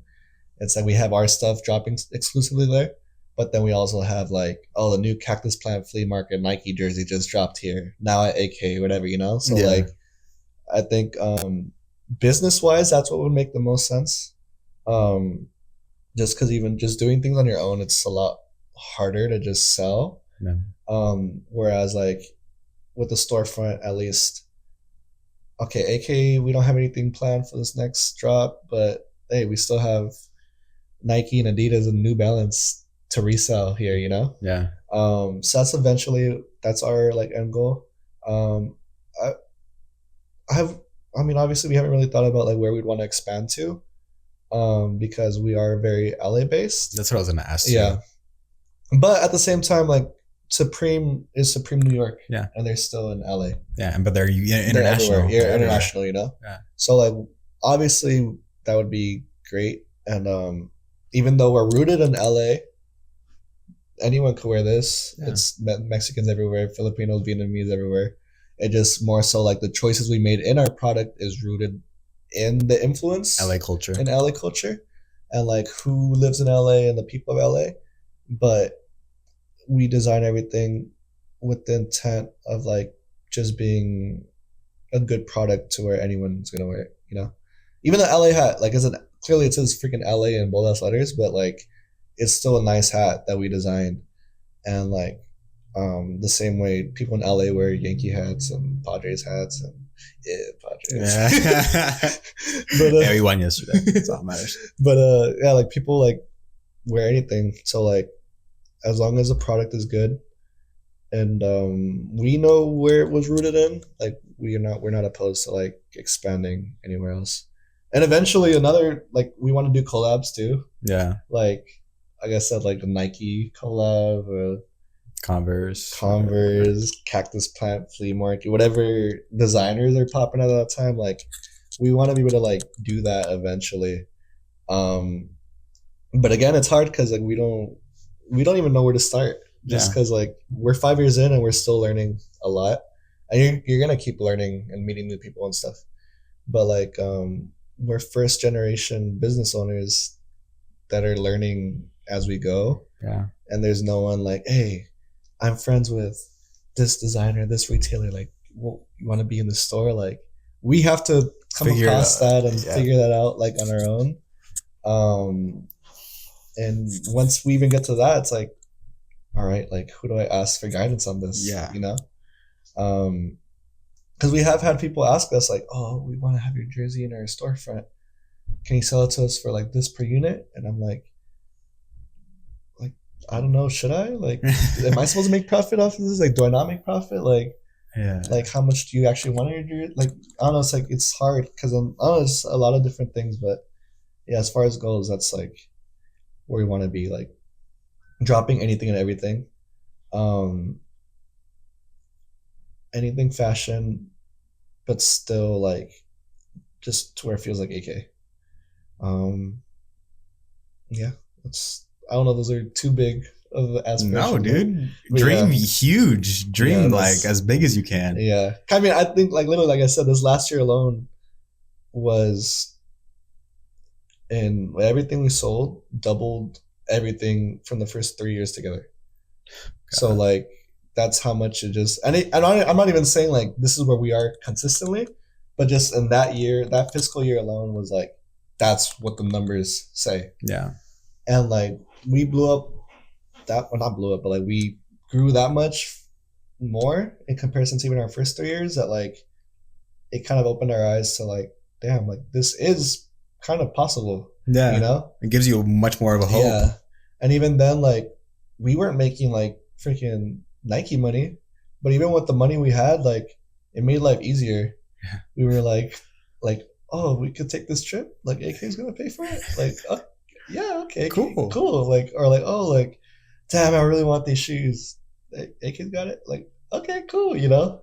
So like, I don't know. It just, I'm very grateful for this past year. And then if, knock on wood, but like if that year was the only year we had like that, it's still like such an impactful, like we think it made such an impact to where like people are gonna be looking at these jerseys and it's like, damn, like remember the Mexican jersey? Like that shit was fire. I believe you can beat it. Yeah. With how much you're learning in graphic design and how much I feel like you are consistently learning everything. Yeah. Even like screen printing. How many questions I ask you about like, wait, I can send you this PNG? So I don't need like literally like I'm learning everything like just to get it perfect. Yeah. I'm like a perfectionist. And then one more inspiration, which is actually a big part of our brand mindset, just because we're big fans of him, was Kobe Bryant. His main thing was always practicing and practicing and practicing. Not so much because you're going to be perfect, but because you have to be as close to prepared to when that moment comes. Yeah. So like he'd be practicing like the most ridiculous freaking shots like that you're never going to hit like routinely. But the thing is, like, he was put in those moments, and now he's hitting buzzer beaters, like in the fucking craziest way. Yeah. And it's like, but the thing is, he practiced for the outrageous like moments, to where like he was ready for it, you know. And like for us, when we were smaller, I mean, we're still not huge, but like when we were smaller, like in our first 3 years, we would often prepare ourselves for like, oh, like, what if this happened? What if we like sell way more than expected? Like what if that? Like, oh, what if we have to restock more than once? Like that was a big thing for us back then. Like restocking in general. Like what, restock? And then like now, like even from like the first time Tracy tagged us to the second time when she was at the UFC, like we were ready for that second time. That second time was way more grand than the first time, you know. But the thing is, like, we prepared ourselves, like, all right, cool, if this happens next time, like, you get on the site, you do this. Like, I have to do this flyer. We're only going to sell this much. We're going to do pre-order. We're going to order ahead of time, like whatever it is. If we do order ahead of time, we're also ordering for this pop-up. Like we just came like ready. So like that was just like a small window of like what that preparation helped us do. And like that directly translates from like basically being a Kobe fan our whole lives and stuff to executing that same mentality into your and even just passion. like me learning shit, like everything I did on my own, like learned it, but it's because I faced a struggle and I didn't want to lose that struggle, so I was just like, fuck, all right, how do I do this, blah blah, how do I do this, how do I, oh damn, this halftone shit is ass, what the fuck do I do, all right, Javier, like do I need to do this or this, oh okay, cool, like all right, let me go back to you. And I mean, you've even seen it, like how many times have I sent you like different versions, or even like Pantones, or I'm asking you along the way. Yeah. Even whether the shirt drops or not, I'm still like, fuck, like, is this gonna look real? Is this gonna look the way I want it to? Is this on your end? Does this look good? Like, I'm always like, just trying to be on top of it. Just I think it's so important to like, whatever I'm putting out on that mock-up or on that picture, I want it to be as close to the real product so that the customer is not like, what the fuck? And that's a great way to think about clothing. Yeah. Because every single printing method is a little bit different. Exactly. If you give like the same design on a DTG and screen print, they're going to turn out differently. Yeah, exactly. But it's all based on the design. Exactly. So always ask those questions. And I will always answer those questions because I know I've done so many translations of design to screen print that I can tell you exactly how I would assume it's going to come out. Because even then, like DTG and screen print, DTG is literally like a fucking like printer. Yeah. Whereas screen print, it's like even the tiniest little speck, if I forgot to vector that shit out, it's gonna show up on the freaking screen print, you know? Yeah. And DTG, the little printing needles, whatever the fuck, it might not catch it because it's like such like a broader printing scale, whatever. So this is one thing that I just kind of thought of. DTG is copy and paste. Yeah. It's copy and paste in the translation of RGB to CMYK. Mm-hmm. That's kind of the only translation.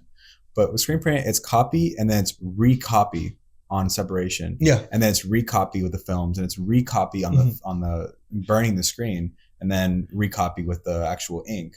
And then it's paste. Yeah. So there's so much, a little bit more steps, but to know how many kind of weaves are going to go into it. Yeah. Knowing how screen printing works eventually will definitely help you design it. Yeah, exactly. Because like DTG, when it got to just printing, I didn't even know anything about transparencies and how that would affect how you're going to have a weird cloud on your images now. Like I'm just designing a digital image and hoping it looks good on this shirt.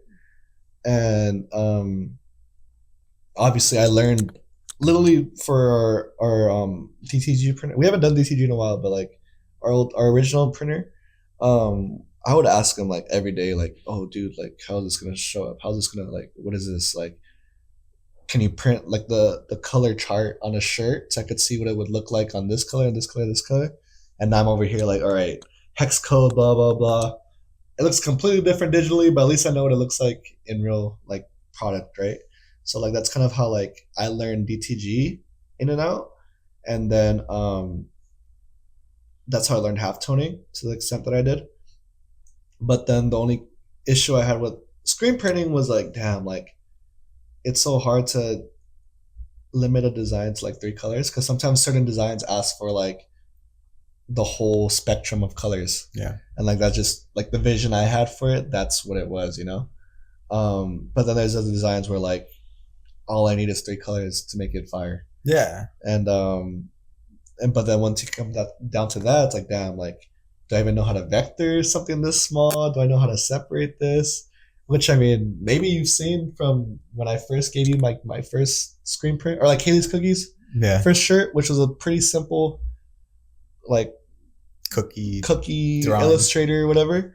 And now we're doing like faces and stuff with like actual like dimension and like for sure halftones. Yeah, halftone and stuff. But like all of that I'm learning even through like, I wouldn't call them mistakes, but like maybe the shirt wasn't 100% what I wanted.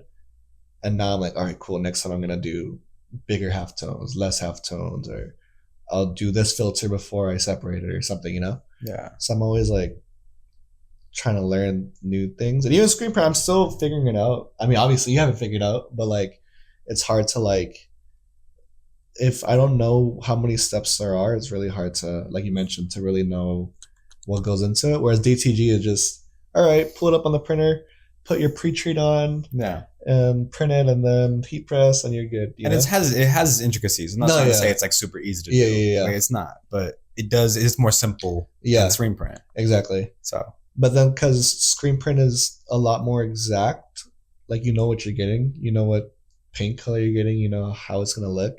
It makes it easier in the sense of like, all right, cool, like this is what it's gonna look like, but now like how the fuck do I get it there in the most efficient way, and how do I make sure the vector is not fucked up? How do I make sure like everything's clean? How do I make sure that like, all right, cool, digitally this Pantone looks like a good blue, this brown looks like a good skin color, like, but then like harmonious wise, it's not gonna like work. The things you can't see it because like until it's real. Yeah. So like that's where Pantones helps, because at least you have a reference of like, all right, cool, it's somewhere in this ballpark. Yeah.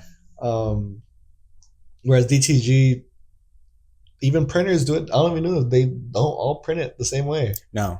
So like even like our old printer, I forgot what he would do, but he would put like 100% something on certain shirts. I think like ink or saturate. I don't know what. Yeah. And then like on a different design, he would do like half of that and this, but like it's something we set. Like no, like do more of that. Whatever you did, do more of that. Yeah. And it's like he cut out his own little price sheet for us, just because he knew that, all right, this is a little bit more pricey because you're asking for this, but this is what you wanted. Yeah. So like, let's just say preacher. I don't know. I really don't know. Yeah, there's a lot to do. Yeah, there's a lot of like different like. You can do 100% saturation. You can do 2 coats of pre-treat. Yeah, you can do 2 coats of DTG as well. Yeah, and everything changes. Yeah. So even, but like some people like will say, oh, DTG shirt, it's only $10, $8 for the shirt and the print, and then we get the print, and it's like, damn, like yeah, it's what it's worth. Yeah. Like, so like, I think even that, like asking your printer like, hey, like charge me extra, but like can you do 2 coats of this, or like how can we get this color more this way, or how can we do this way. So there's less leeway when it comes to DTG, but you still have somewhat control of like getting the outcome closer to what you want. Yeah. And it's much easier to do a sample with DTG and then fix it. Yeah. You know, like, you know, trial and error goes. Exactly. And then with screen print, I mean, shit, if I really wanted to pay like $300 for a sample, like I could. Yeah. But most of the time, you're just going to get like the minimum order, no matter what it is. And then you won't know what it looks like until you have those anyway. Yeah. Which is why you should invest in a Pantone swatch palette. And invest into a printer that really cares. Yeah, exactly. You know, like that really does like get your Pantones and deliberately matches them. Yeah, yeah. Because like even like with you, that was the first. I mean, we've only gone through three screen printers. The first 2 screen printers are fine, but we never talked to them like directly. It was more so like we talked to the middleman. Yeah. And we kind of just trusted. All right, cool. But like even with those designs, we only had 1 color designs. We didn't know anything about Pantone, so it's kind of just get it close to this purple. Yeah. And that was it. But like they didn't care enough to like, oh, like no, you need to make sure the purple is the right purple. Like, oh, are you sure? Like blah blah. Like with you, the first time you brought us in, it was like, all right, now match it. We're like, match it? What the fuck?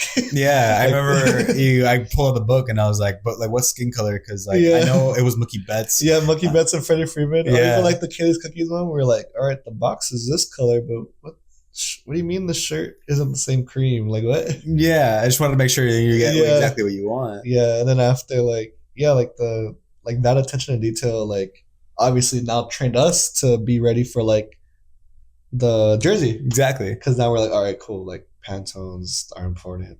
On your end, I still don't know if that's the way you do it, but like Pantone is a paint you buy. Pantone it's the ink that you mix. Okay, got it. Yeah. I know on the bottom it tells you like 10% black, blah, blah. You go like 30% red blue shade and then, or blue red shade, and then mix it with this specific grain and its percentages. Yeah, so that like is actually like needed for the Pantone. It's not really a reference. It's actually like the thing. It is the thing. Yeah. But everything, it depends on what ink you're using. Exactly. So it gets pretty complicated. If you go to Union Ink has their own Pantone matching system, and you can't use that same Pantone matching system with international coding. Got it. That makes sense. So but all in all, it's still a reference you have to like go off of. Yeah, it just makes life easier. Yeah.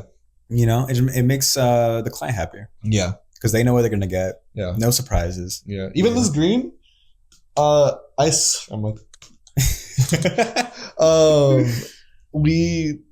it's not the same exact green, but initially we started, actually this is the same green.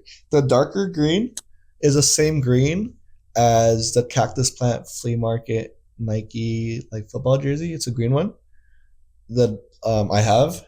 And I was like, oh, this green is so cool. And like, mind you, like, you already know what green we wanted to go off of for like, to get like the more rich Mexico green. And I didn't own any green jerseys or anything. And I'm like, wait, I have this one. Like, this is a good green to like kind of start off as. And then I had the little the Pantone booklet. And I was like, all right, cool. Like, this is a green. And after, when they showed it to me, like, oh, this green doesn't exist for, I'm like, what the fuck? So then after we're like, well, does it exist as like okay, so I don't know, but again, going into like jersey manufacturing, these little like things, these ribbings, the color ribbings, this is an actual like preset color of fabric. Okay. Like they don't manufacture this. I mean, it's manufactured to be this, but like whatever they're using, it's already set at this color. Yeah. I don't know what freaking weird calculation they use to like literally calculate the threading to like, this isn't like you flip it on both sides. It's stitched in or like, it's permanent. It's permanently embroidered in that pattern. It wasn't like, this isn't ink in any way. It's literally a cream fabric and a red fabric that were woven to be this. Whereas this is sublimation CMYK. Yeah. So like this could be any color, like in the CMYK spectrum. Yeah, it could be any freaking color. But like this red is the same red as this, but we needed that Pantone reference to make sure that it looks the same. You know, like, and then you kind of have to like find the pecking order of like, all right, what absolutely can't change? Like that's the only red they have. Yeah. So then once we have that, we're like, oh, well, this red is easier to find a paint to be like that. We don't have any red on the jersey, but like if we had red on the jersey, like, oh, okay, we could just adjust the CMYK values to match this red. But like you basically have to find out like what is absolutely like unchangeable. This is all we have, and then go off of like that to like basically like even like this color didn't exist.